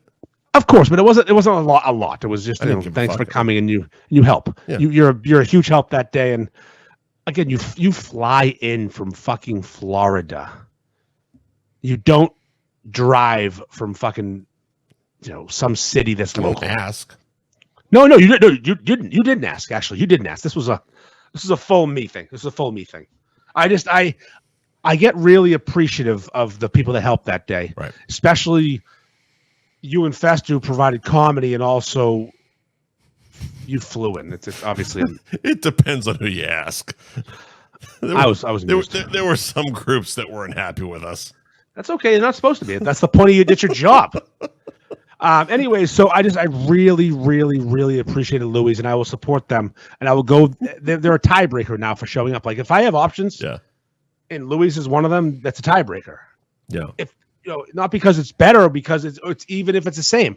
Say I'm going to work in Peabody, and I'm up by Linfield. I'm going to go to Ramsey or Louis, and they're both right there. Right. Probably hitting Louis because they showed up that day, and Joe worked his ass off to provide beef for the fucking North Shore Beefs golf tournament. Right. All we wanted was a sandwich. And here's the thing. I digress. It wasn't just like they showed up and served beefs at the golf tournament. They were fucking bangers. They were good. Sandwiches. They were good sandwiches. They were really good sandwiches. I was so happy. Good. It wasn't just like, oh, well, this is a okay beef, and it's off a food truck, and they didn't. It's like, no, fuck that. Like, this is good. So imagine what it's like in their fucking house. Now, let me tell you the only thing wrong with the beefs. I'm going to tell you what's wrong with the beefs. Yeah. There's one issue. They kind of fell out a little bit. They kind of fell out and took a bite. It wasn't easy to bite through. See, I didn't find that. Now, I'll tell you why. Oh, no, because they made an adjustment. Okay. I told them. I said, hey, people are saying beef's too thick. I saw Dan's review. They had the wrong slicer. Yeah. So by the time me and Festa got up there, they had already made that adjustment. Well, they had to make adjustments. I didn't find it at all. No, the slicer they had wasn't made for roast beef sandwiches. The one at Louis is. So you get that same beef with the thinness. But yeah, it wasn't a perfect situation, but they fucking pulled it off, and I'm so happy. Thank you, Steph. Thank you, Joe. Thank you, Donnie. Absolutely. Thanks to the whole crew. We couldn't have a tournament without fucking beefs. Right. Had to have them. And it was funny. Now I'm getting reached out to by you were planning to, but yeah, things happen. You got to do what you got to do. Now, Matt from Nixon Burlington, can I do it next year? Mm-hmm. We're gonna figure this out for the rest of our lives. Yeah. This term is not going away, no. And I'm not going away. I'm not going away anytime soon, and I am still gonna be the king of this fucking world. And some people they've fucked up. Word? Oh, some people fucked up. Some folks have, and they keep fucking up. They've chosen to make a fucking decision that I don't. Hold on. The word is meaningless. And I am. Oh boy, I gotta tell you something. I'm not gonna do it. But I'm so. Oh boy, I want to do it. Mm-hmm. These fucking people. These fucking people. You lost Instagram again. Meaning. That's fine. Who cares? Yeah. Meaningless. That is a funny fucking word to me. I have a word for you. Irrelevant. Irrelevant. You are fucking irrelevant. Me? No, not you, you fucking idiot. Some people are fucking irrelevant. And you know what? We'll all know soon. Yeah. We all know. Can you imagine? We all know. The amount of fucking... I don't flex on these in this situation. I don't flex. I'm not a flexer. But I will flex real hard when it comes time to, and I got all the muscles. I'll dispatch them all. You fucking useless twat. Yeah. You fucking stone-faced fucking goon. You fucking loser. Fucking a loser. I don't like you. I don't like you. I don't like what you stand for. I don't like your lies. I don't like your fraudulence. I'm just trying to help. It's fine. No, I'm not talking. I don't like. I always feel like you're talking to me. I'm looking at the camera. I don't like anything about you. I don't like how you have weaseled your way into this place of. You've used me and my influence and my people for your own good, and now that we don't like you anymore, you don't need us. It's fine. You don't need it. No one needs us. We're fine. We'll be fine without you. I promise. We'll be fine without you. Right. But will you be fine without us? Will you be fine without us? Probably. I'm gonna make you a promise. You keep making those Italian subs that look like they came from Market Basket. You will not be fine without us. Well, Market Basket does Market Basket put lettuce on the subs? They shouldn't. I don't think they do they? Ironically, that was not about him, but yeah, obviously it's about him. But it ended up being about him. Yeah, anyways, fuck you. Hey, fuck you. Yeah. Hey, you. Fuck you. There you go. Fucking hate him. I actually hate him now. I'm done. I'm so fucking done. Oh, I knew that a week ago. I know, but I'm like, it's not cute anymore. Your act, your fucking antics. It's not cute. It's not funny. I don't need you anymore. Well, I've used you. I spit you out. You're useless to me. Go break a fucking door in your fucking girlfriend's house. That's kind of the thing, because it was asked. I know exactly what you're fucking talking about. It was asked of me by a listener, like, "Oh, well, are we going to see a reconciliation?" Blah blah. Because we did it before.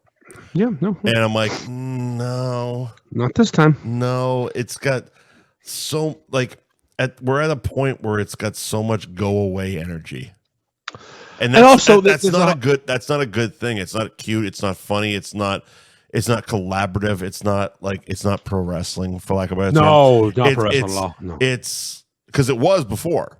It was always there was a point before where we did this shit, and that's why people kind of get twisted a little bit. But it's like, no, it's just so much go away energy right now. Legit go away. I actually regret talking about it, because it's like there's three fucking people that also have that energy, so it's like, that's true. Just actually, fucking go away. Like yeah, are you fucking kidding me? I'm gonna do a disclaimer right now. You ready? Yeah. If you think my rant was about you, you're right. Yeah. Go away. Go away. Whoever think, because it could be about maybe 6 people. Yeah.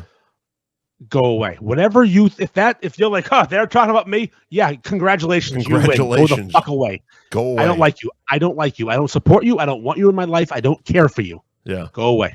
Go away. Go back to the hole you came from and live there forever. We don't need you anymore. Never have. We used you. We don't care.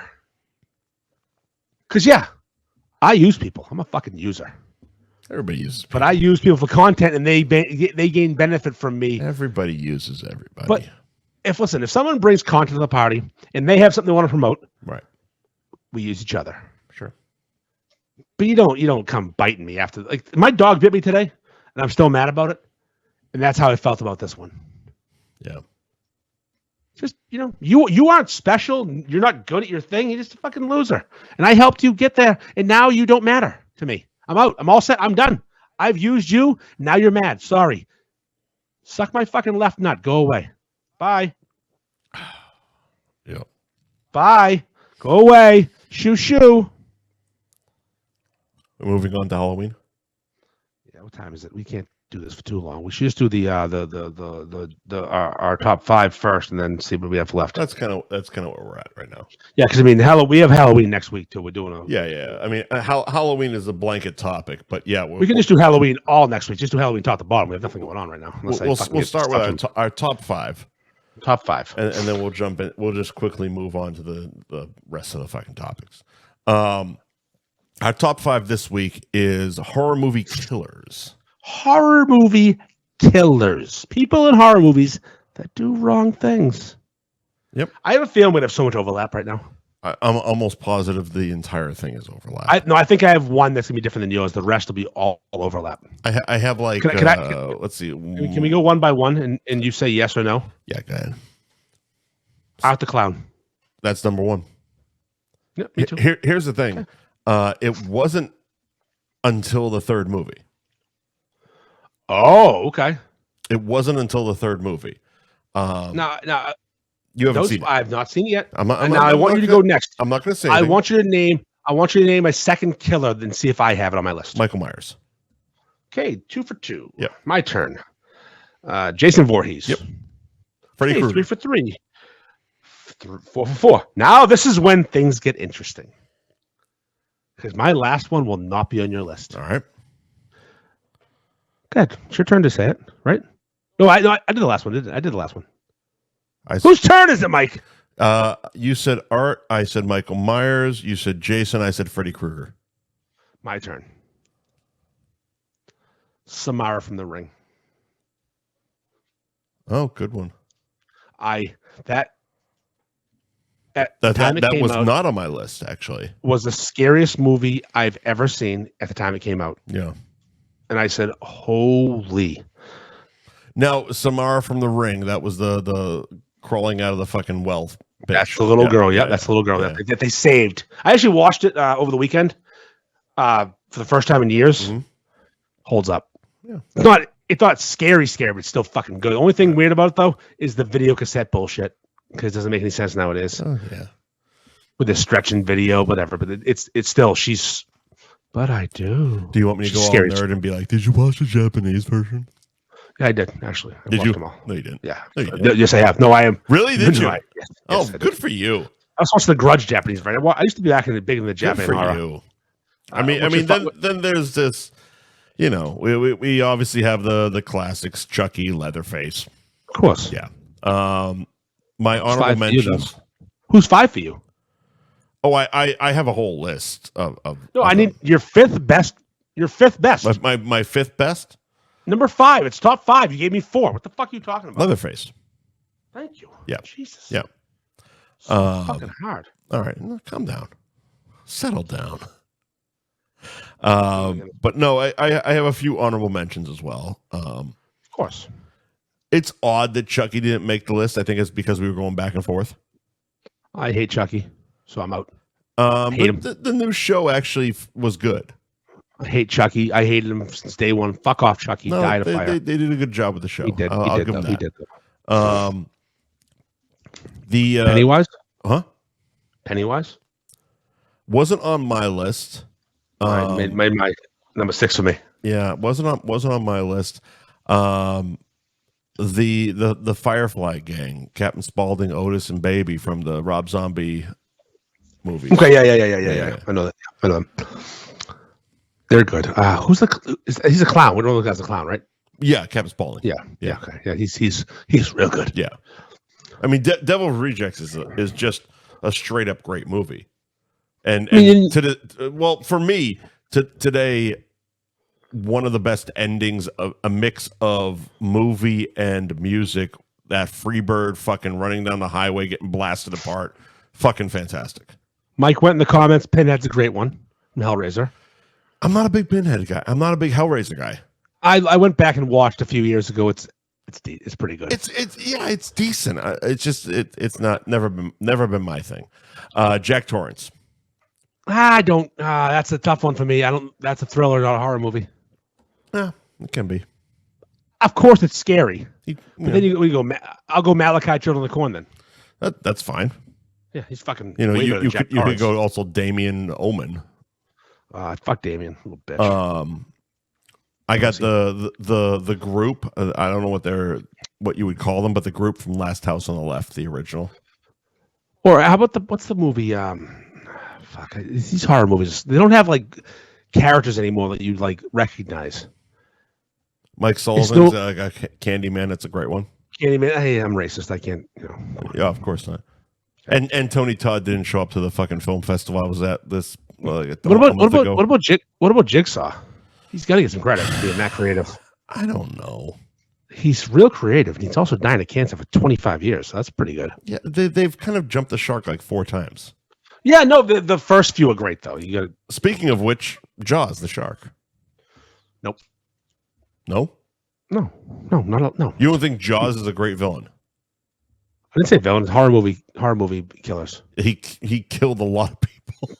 That is only a horror movie, guys, that swim in the ocean. That's a fucking good movie. It's a great movie. It's a great movie. It's barely a thriller. It's just a good movie. It's just great. It's categorized as horror. Oh, that's also PG, so it's all wrong in every direction. And there's bush. They show tits, bush, and fucking bloody bodies. Full bush in it. PG. We haven't mentioned Ghostface from Scream, which is a weird one because it's a different person in every movie. Also 2 people in the first one. Spoiler alert. It's 2 people in the second one. That's actually was the first time I saw Scream. It blew me away because no one had ever done that. 2 people being the killer in some fucking mask. Like that wasn't a thing. There wasn't 2 Michael Myers. Right. So like when you have one in jail and they're still killing people, like it's such a funny little tiny nuance that like, no, there's more than one. What the fuck? They're working together? Right. And that right there. Plus, Officer Dewey and Courtney Cox and all that cash. Mike is obviously agreeing with you with Jaws was a thriller and not a horror. And it's like it's fucking semantics. You want to go? It's fucking semantics. Because John Doe in 7. Fine, I win. John Doe in 7 is the most scary person of all time. Oh, it's a great one. It's not a horror. It's a thriller. Patrick Bateman. American Psycho. Where's the line? Where's the line drawn? I'm gonna tell you where it is. Okay. Fantasy. What do you mean? A regular killer doesn't scare me. So someone who gets killed John Doe as a serial killer didn't scare me. Patrick Bateman.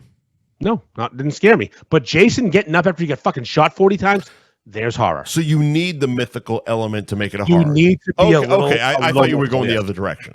No. All these people are mythical. All right, if we're playing Not the clown ain't dying. Jason ain't dying. Oddly enough, no. They've been expanding those rules all fucking. Freddie been dead. Samara been dead.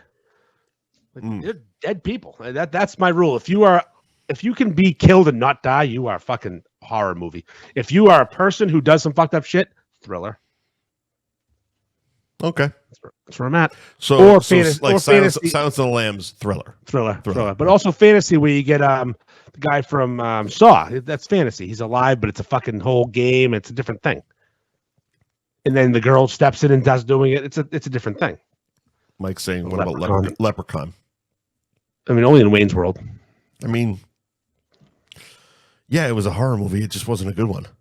It's a bad one. I'm the Leprechaun. And there was like 9 of them. Fucking 9 of them. There's a rap video of the Leprechaun from Leprechaun in the Hood. They made 2 Leprechaun in the Hoods, by the way. All right, so we're gonna we got to jump off Halloween real quick and hit a couple things. All right, so let's move on from that. So Trump worked at McDonald's for 5 minutes. He kind of did. The rumor is they closed it and it was just a photo op, which is so fucking lame. Well, here's the thing. Okay, I have opinions on this. Okay. Yes, the McDonald's closed down so that Trump could do his thing, whatever that thing was. He served fries to an Indian couple.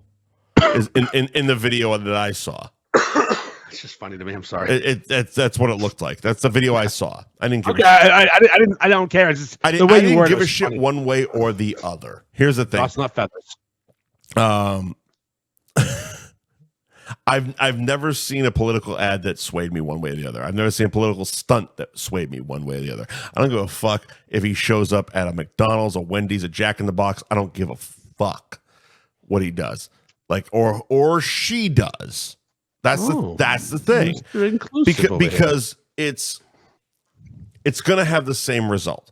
And I feel that 20 years ago, and I'm maybe 30 years ago. 75 years ago. 30 years ago, realistically, because that's the 90s. Yeah. Okay. Before internet and social media, he could have shown up to an open to the public McDonald's and just worked a day. Oh, yeah. He was being shot at, though, recently, so you can't do that. Social media has fucked this up, but they think they're fucking champions. Like, while he's actually there was already pictures up of that fucking post on the door of the McDonald's saying we're closed for a Donald Trump thing. And it's like, and social media thinks like, oh, gotcha. They closed it down. It wasn't real. It's like, here's the thing. You can't actually have a presidential candidate in this day and age show up to one of these places and actually do an open to the public shift. No. Because we saw, I mean, you sent me the videos, what happened to Hulk Hogan in Danvers, for fuck's sake, when people were brawling in the parking lot. Robbie Roadsteamer has followed him all over New England, fucking trying to get him. And that's just an ex-wrestler who supports Trump. Imagine Trump actually working at a McDonald's. Just do it in Texas. He'll be fine. Here's the thing. Right in Texas. He'll be fine. They love him there. This isn't about Trump, because it would go the same way for Kamala Harris. So either way, if it was open to the public, free range, show up to McDonald's and get your fucking Big Mac, both sides would come out. Yeah, but you can't announce it. That's the thing. If he shows up randomly, you get 10 minutes and move on your lives. But that's just it. You can't get a good photo up in 10 minutes. I mean, Jesus Christ, we did 2 hours of fucking Cabaret and we got an. I have a great picture of you and tits. So exactly. Yeah. But you know what I mean? It's like, it's a little different. So it's like if she showed up to a McDonald's, his supporters would come out and throw shit at her. If he showed up at a McDonald's that's open to the public, her supporters come out and throw shit at him. There's funny if the YouTuber that throws milkshakes back at the people was there. That would have been good. Or one that screams in a megaphone at people in a fucking cow costume. I mean, but Jesus Christ. I mean, it is what it is. Because it's and none of this has anything to do with politics. It has to do with fucking clout chasing. Plain and simple. People are trying to make themselves a thing. Period. I posted Trump today. Huh? I posted Trump today. Did you? But I made no mentions of where I lean, what I think. I said, what would you say if this guy was giving you food at Bill and Bob's? Because I did the drive-through thing. I did see that. That was very good. And but always stay neutral politics. But you know what I mean? It's like if it was open to the public, even if it wasn't announced, it would have got out in a fucking heartbeat. Well, yeah, you can't stay long. And Robbie would be there with his camera and his fucking megaphone. In my opinion, though, screaming at him. You have Trump work 5 minutes at the drive-thru and get him the fuck out of there. You don't close the restaurant. You don't announce it. It is just a cameraman in the fucking woods, the grassy knoll, snapping pics of Donald handing fucking people Big Macs. It's just here's the thing, and I come from a 100% different mindset. It's just easier. Just fucking close it down. It's so gay, though. It's so gay. So what? Who gives it?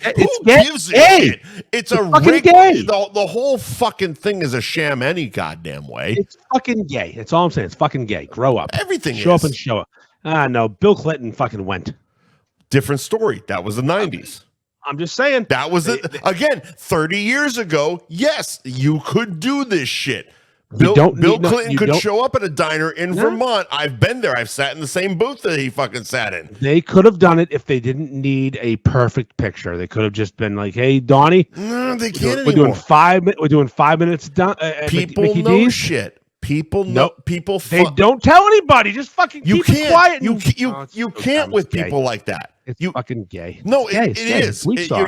You're right, but it's also you can't do it with people like that because shit gets out. People track where they're fucking moving. Both of them. They go to McDonald's every day. Both of them. Donnie loves Mickey D's. Both of them. People are tracking where they're fucking going. So it's like, oh, he's here doing this, or she's here doing this. Social media has ruined like the fun harassing politicians. Fun shit like this. It's like you can't have those natural photo ops. Like I said, when I used to drive up to Montreal, I'd stop at the diner, not because it was Bill Clinton's fucking diner, but it was a diner on the way in Vermont, and I'd stop there, and the staff was like, "Oh yeah, he came in and he fucking sat down and and they're showing us Polaroids, fucking Polaroid pictures of him." That's Polaroid. You can't do that shit anymore because instantaneously, the second one fucking tweet or Instagram goes out, it's swamped. 5 minute window. It's 5 minute done. window. It's done. 5 minute window. 5 minute window. Sack up, Donnie. Sack up. Grow up. No. Gay. No, I'm calling stage. I'm calling stage McDonald's pictures gay. I think they're gay. Everything is. Everything about everything Stage, about politics is gay. Yeah, but stage pictures are gay. I move on, but they're gay. They're gay. I don't know. Here's the thing. He wasn't. They're gay. Here's my biggest gripe. He wasn't even wearing a fucking McDonald's uniform. Oh. He was wearing the some weird ass apron that I've seen in fucking like barbecue shops. Yeah. He brought his own apron because that's who he is. Yeah. They're gay. Everyone's gay. Everybody's gay. Nazis. Yeah, might as well. Let's go. Fucking Nazis in restaurants. So, a restaurant in Massachusetts, they did a World War II reenactment, which by itself is fucking weird to me. Because you know enough about World War II that we can talk about this. They stormed a beach. Kamikazes flew planes through people where they fucking did things in the air. There wasn't like this stupid battle like in the Revolutionary War where you take fucking 10 paces, turn around, load your musket, and shoot. Where that's theatrics. By the time World War II came around, it was fucking war. Guerrilla warfare. Right. Planes. Fucking nuclear fucking bombs. How are we reenacting this shit? It's stupid. But we do. And after the fighting was over, a handful of people who were friends in real life, because as you know, if you're going to do a World War II reenactment, you got to have Nazis. Yeah. And a couple Nazis, couple unified fucking force people, a couple medics all went to a restaurant in costume. In where? In costume. Oh, in costume. Still in costume. Now, I don't know how Nazi they were, and that's actually really important to me. The headline was very graphic. It was like in full-blown SS uniforms. Okay, that's a big problem. Here's the thing. If you got the fucking lightning bolt in your arm and the fucking swastika, change. Just fucking put a sweatshirt over it, you fucking psychopath. Change. Yeah. You can't be a Nazi in America right now. You can't. You cannot be a Nazi. I don't care. If you're in costume, you can't be a fucking Nazi because someone is going to be Jewish in the room. The Nazis kill them all. Here's the thing. There's no thing. No, there is on the other side of that coin.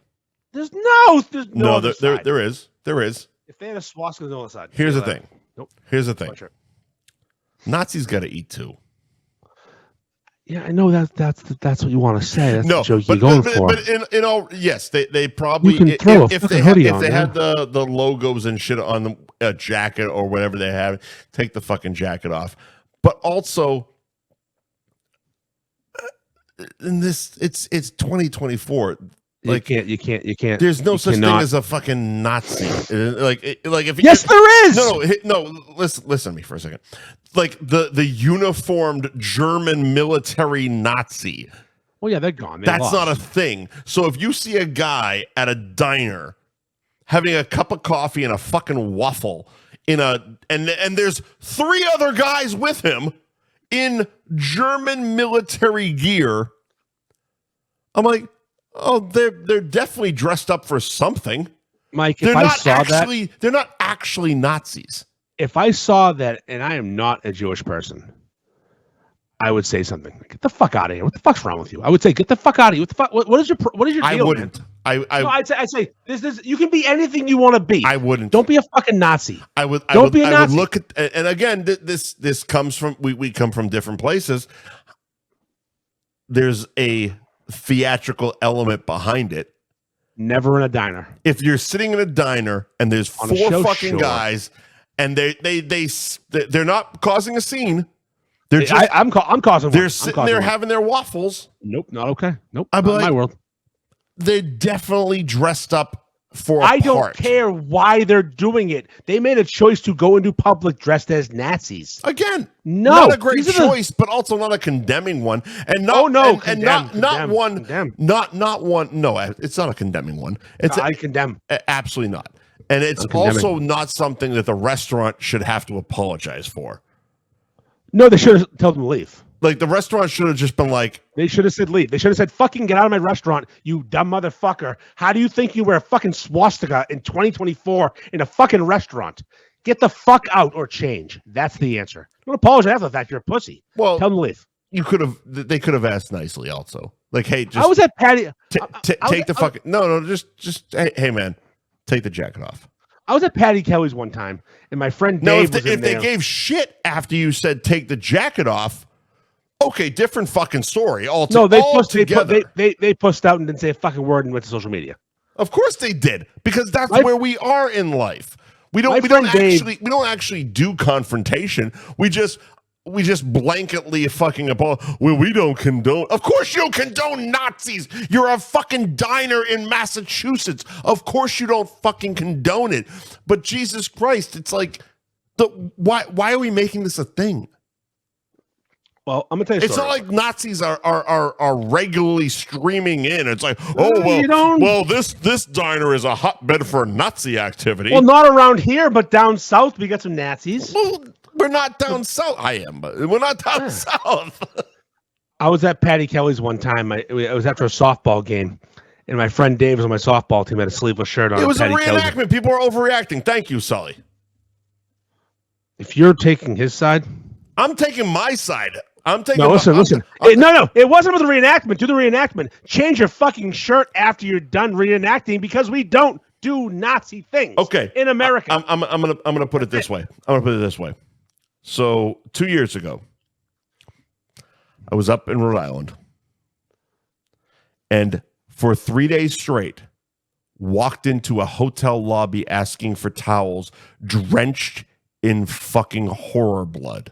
Yep, that's fine. You weren't a Nazi. Nazis are different, Mike. Nazi is a different fucking costume. It's not a costume. That's where you and I differ. For them, it is. It's a theatrical thing. For you and I, that's different. And also, you're coming from work asking for a towel. You're still in work costume. No, they went to a fucking restaurant to sit down. They went to a diner, and all the diner had to say is, look, guy, take the fucking jacket off. But they didn't. They instead went to social media like fucking assholes. Thank you, Melissa, making sense, because they could be anti-Semites and we wouldn't know the difference. I'm in costume. No, you're in a fucking Nazi uniform. They weren't. Go fuck home. But they weren't. We don't know. How would you know? We don't know, but we do. But they weren't. I don't have much sensitivity in this world. I think everything's fair play. Right. Don't be a Nazi. No matter what you do, don't be a Nazi. Look, I think reenactments are weird as shit. Okay, yes. First of all, I think it's weird as shit to do that stuff. But I don't feel that their intentions were negative. I don't care about their intentions. They're fucking stupid. You can be dumb. Stupid people are stupid. Stupid is a stupid does. Dumb and wrong. You can be dumb and wrong. I don't feel they had ill intentions. I don't feel they had ill intentions. Context is important to me. I'm going to give you what my dad said one time to me. Either you're a fucking asshole or a fucking liar. And that's what they are. Either they didn't know or they're fucking too dumb to know. Fair. Yeah. And that's the thing. Inappropriate, don't do it. But if they're too dumb to know, get out. Go home. Just change. Here's the thing. No the Salisbury restaurant steak for you, said buddy. nothing. Get out. That's the restaurant's fault. The restaurant said nothing and served them food and went through the whole process and then fucking kowtowed on fucking social media like, we don't support Nazis. No shit you don't, but you didn't say dick. You didn't say, hey, take off your jacket, or hey. They were wrong. They were pussies. The restaurant is the problem here. Not the fucking reenactment actors. No. Yes, they can both be problems. Well, they could. You need to be smart. Mike, you're an actor. You act in things. Yes, you are. You do act. You're a working actor. Thank you. Okay, you get cast as a Nazi. Yeah, you have the common sense to not wear it to a restaurant. Here's the thing. You're not stupid. I've been cast as a police officer and also gotten a free beer because of it. Well, that's also smart. Okay. Well, but Nazis are different. Things. You don't be a Nazi. Well. Don't be a Nazi. Don't be a Nazi. There's not literally. There's nothing worse. No, I agree. What's worse than a Nazi? Here's the thing. I would have taken the Nazi colors off if I was going into the stupid stirrups on and put the helmet on. I would have taken the the jacket off or whatever. Lightning bolts and a fucking Nazi but I logo. don't also know their situation, and also the restaurant. What's their situation? I don't know it. I don't know. What could it be? I'm not going to pretend to know it. It's not like fucking Lair going to the fucking Waffle House. If you got fucking 20 minutes to fucking do a grab a bite to eat, they were done for the day. The day was over. These are things. The day was over. Okay. That was dinner. Okay. That was dinner. Still, it was over. There's a lot of responsibility. It's not like on the movie. Restaurant. It's not like the movie where they have makeup and there's a set. No, there's still a bit of responsibility on the restaurant. Of course, they should have said something, but also don't. Here's the thing: but more importantly, they didn't say something, but then they said something as if they were fucking righteous. It's like you still fucking went along with serving them. No, they bitched out. If the swastika was that fucking jarring, they saw it when they served them their pancakes. I'm gonna put a pin in this. I'm gonna call it the end. Mm-hmm. The second you have a swastika on you, right, and you leave whatever circumstance that called for, and go to the general public, you are wrong. Everything else is unimportant to me. You are now wearing a symbol of hate. So what if in 2 years ago in that movie, if I was playing a Nazi and I went to the hotel wearing a fucking swastika and I asked for a towel? Because I literally got because I went from set to the car to the hotel to my room. What I would say is you should do better movies that wouldn't leave you like that. These things can't be helped. I know, but I think you would have taken off the fucking. That's not the right answer. I think you'd have taken off the fucking Nazi paraphernalia before you left the house. I think you would the set. I think you'd be fine. I don't know. I wasn't. If it was carved in your forehead, I guess I don't. I didn't take a stitch of clothing off of me. I guess I don't know. I was drenched in fucking blood. If I'm drenched in fucking blood and I'm covered in Nazi fucking paraphernalia and I'm going from set to hotel and I walk in the fucking lobby and ask for a fucking towel, do they have to issue an apology because I asked for a fucking towel? Were you a paid actor? Yes. These aren't. It's They're similar. Just people who like dressing up. They choose to dress up. It's true, but it's an argument. It's a choice they make, Mike. They made a choice. It's still an argument. You cannot be in public wearing a swastika in 2024. I agree. So they did it. That's why they're wrong. The restaurant's also wrong. Circumstances where you would be. I wouldn't be. I wouldn't wear it. I would not bring it out. I would take my jacket off. You wouldn't be in a reenactment as a Nazi. Well, I wouldn't do a reenactment, period, because they're fucking stupid. Do a reenactment.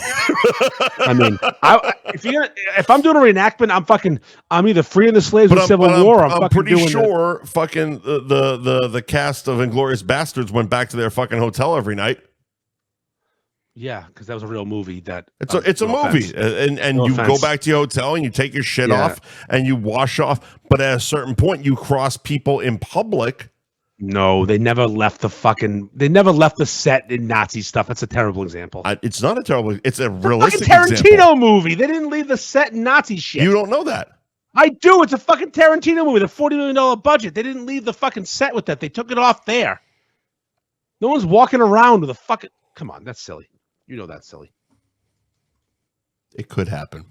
It didn't happen. You know it's silly. Don't you dare. It could happen.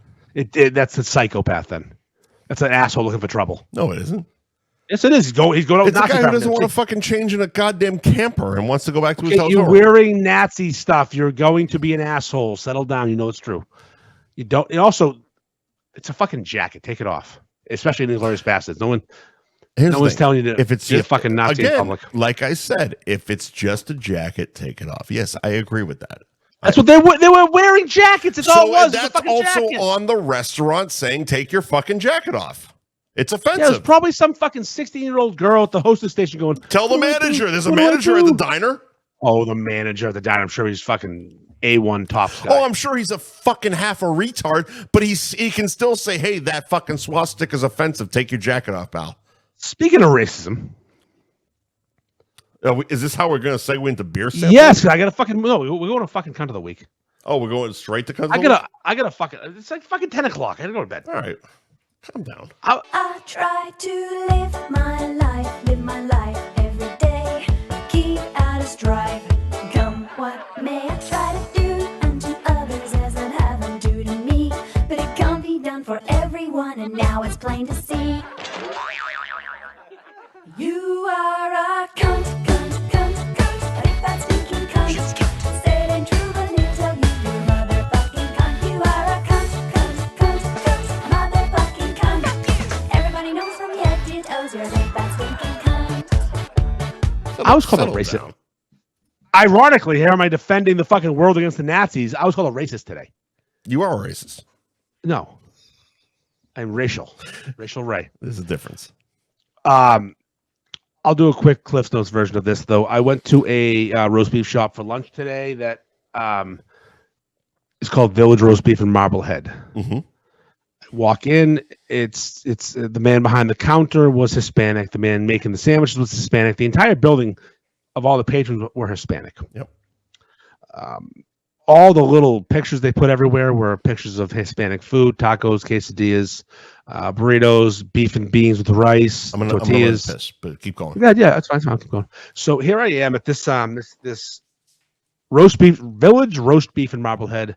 It seems like they don't care about roast beef sandwiches anymore, based on their menu and what everyone was ordering in front of me. And I made a joke online that every Jose in line, every landscaping Jose in line knew I made a wrong choice ordering a beef.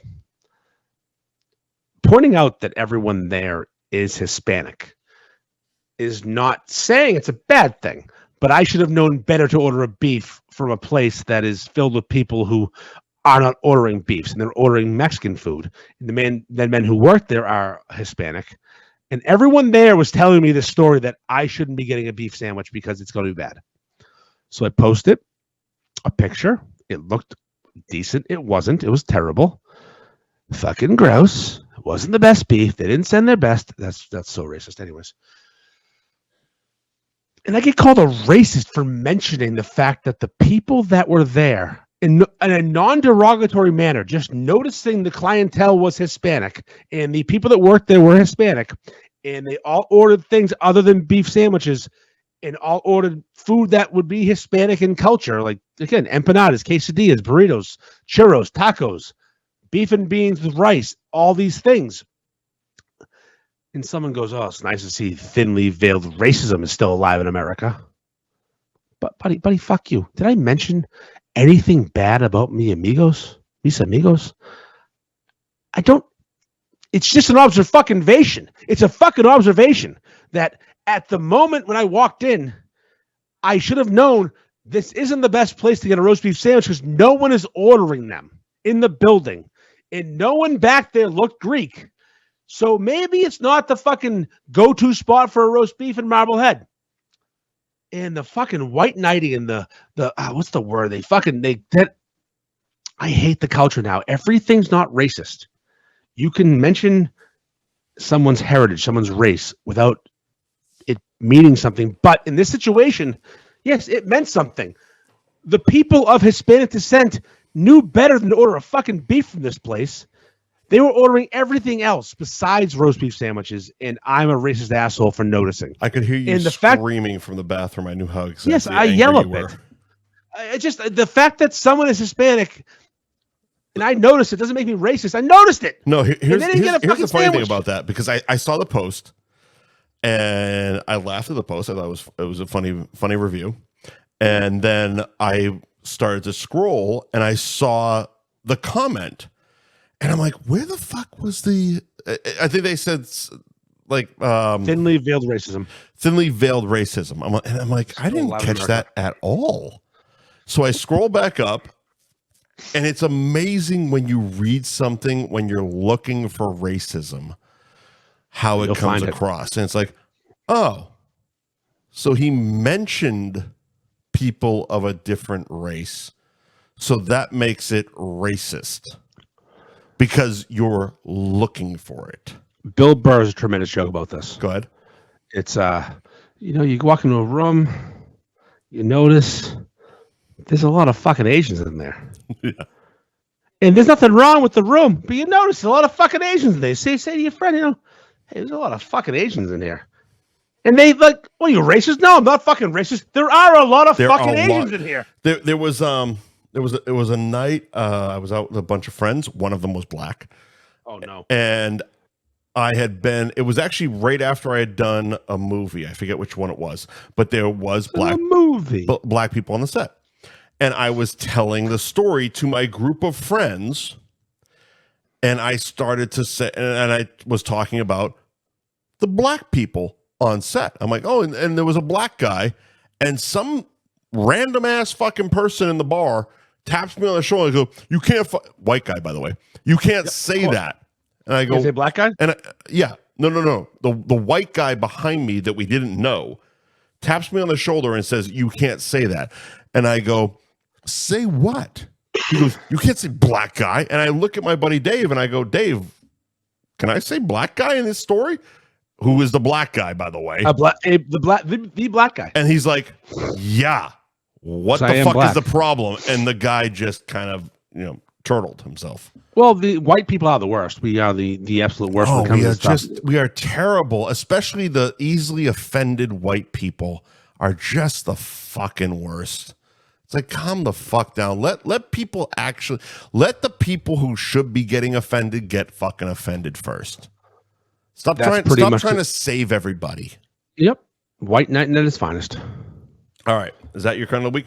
That's my head of the week. All right, my kind of the week is the the auto service industry. I will try to make this as quick as fucking possible. These motherfuckers. I got a slow leak in one of my tires. Hit a curb at a McDonald's drive-thru. Figure that one out. But that's what happened. So I've had a slow leak for like 3 fucking weeks.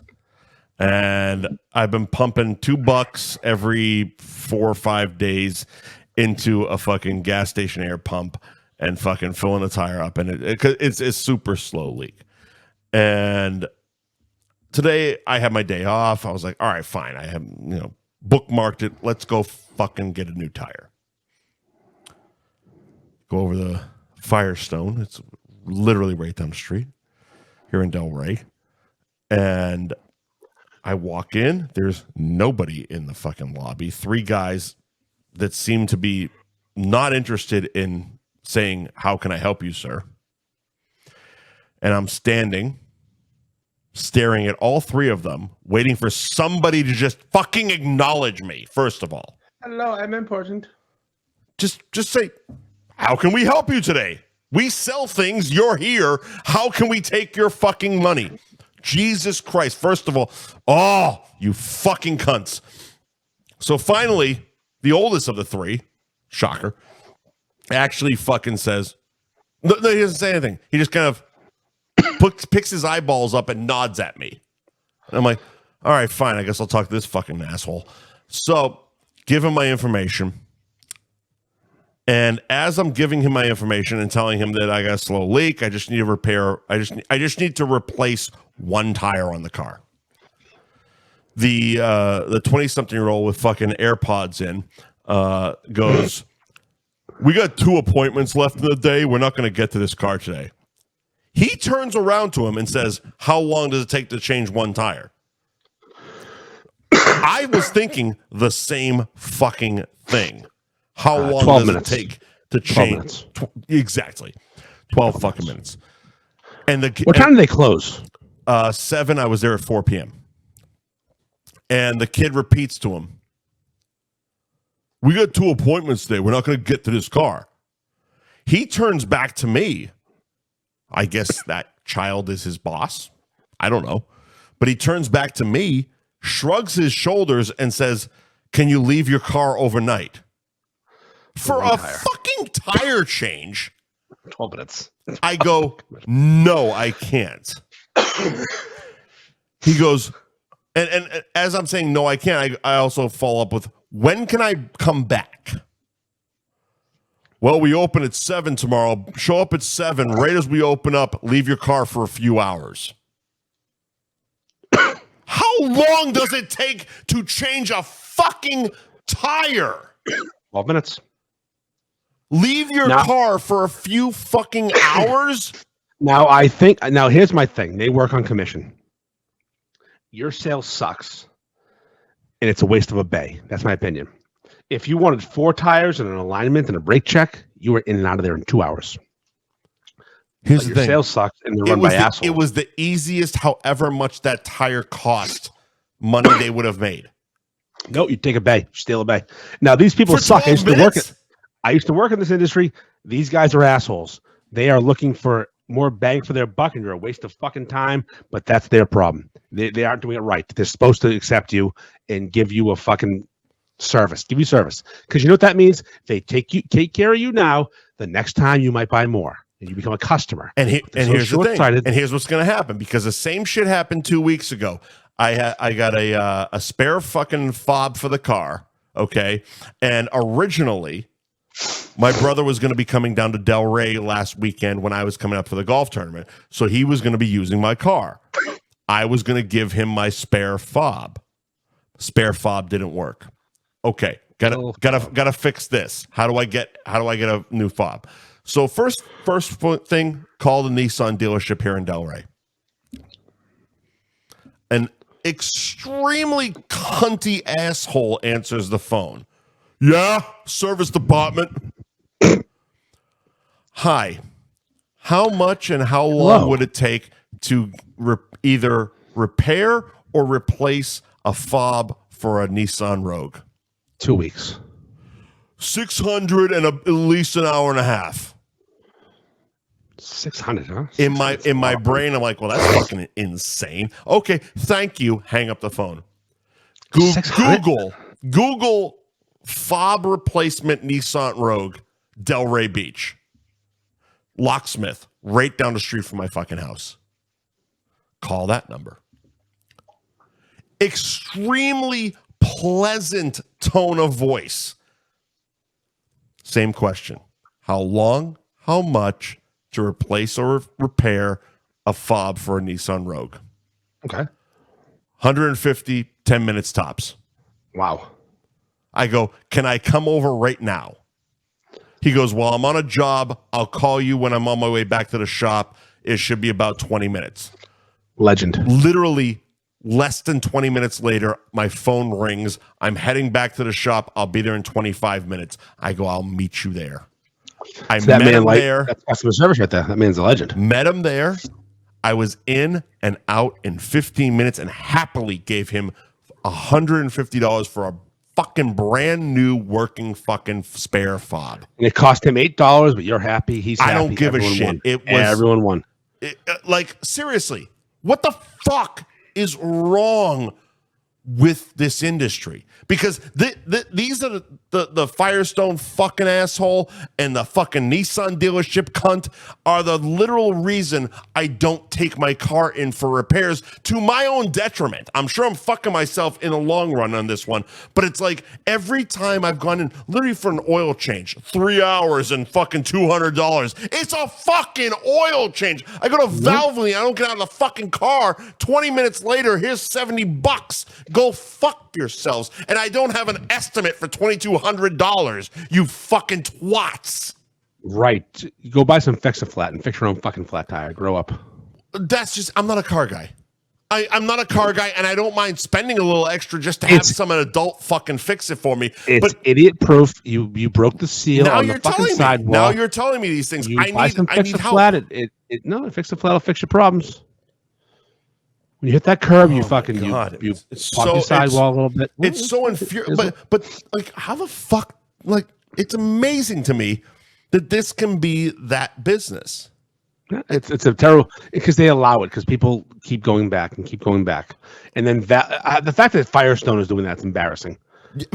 Literally, they're right next to a fucking Jiffy Lube, but it's always fucking empty. I'm sure their customer service is just as good as theirs.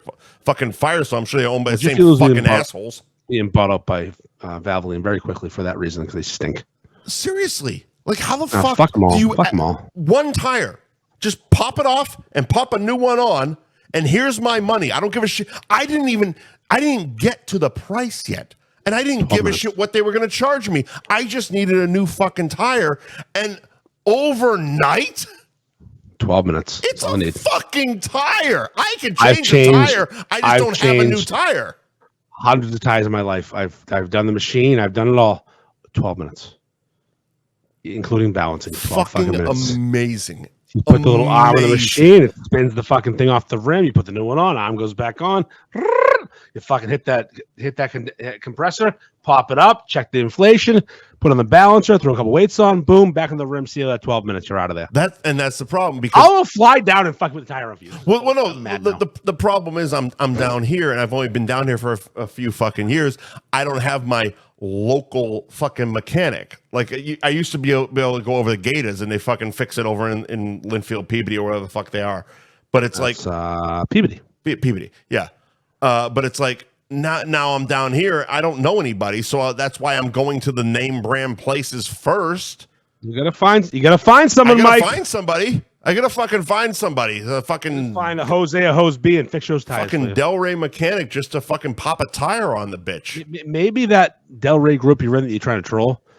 Maybe ask them. I'm not trying to troll. I'm maybe ask them. I'm a naturally cunty person. Maybe ask them, like, hey, I'm looking for a local mechanic to do some. That would actually probably get approved real quick. Yeah, I would go there. Word it properly. Ask them. Who's a great local mechanic? Who's a great guy? Word it properly is the key phrase here. Yeah, I'm looking for not a fucking cunt criminal. Cunts just fucking derailed all of my hopes and dreams of getting a new tire. Where do you fuckers go? Yeah, exactly. Have a pizza, relax, and figure it out. Yeah. All right, that's it, right? That's it. We've been done. We've long been done. Been done. Thank you to our sponsors, Gary Girolamo Group, Cross Country Mortgage, Ben Franklin Print Company, Twist of Fate Brewing in Danvers, Anthony's Roast Beef and Pizza in Tewksbury, world famous Cabaret Lounge, Route 1 South in Peabody, Nick's Place in Winthrop, Newmarket, and Raymond, New Hampshire, and Nick's Place Online, and Jamie's Roast Beef in Peabody. Thank you for sponsoring the program. Let's do that. Andy, anything else? I don't know. Go fuck yourself, Carla. Oh, fuck Carla. Yeah, fuck Carla. Fuck Carla. Fuck Firestone. Fuck them all. Fuck them all. Fuck them all. All right, go fuck yourselves, I guess. We'll see you next week. Fuck them blue. Probably see you Sunday, but that's still in the works. We'll figure that out. We'll do. Yeah, we're probably going to do a show Sunday or Monday. Yeah, probably Sunday. Most likely Sunday. We'll figure it out. Yeah. We good? Our Halloween show, of course. Exactly. I'll be in costume. Will you? Dressed like an asshole. I am absolutely not dressing up in a costume or wearing roller skates. Hold on. I'm ready, though. I'm ready. Oh. I'm not a crook. Christ. All right, go fuck yourself. I'm out of here. All right, later.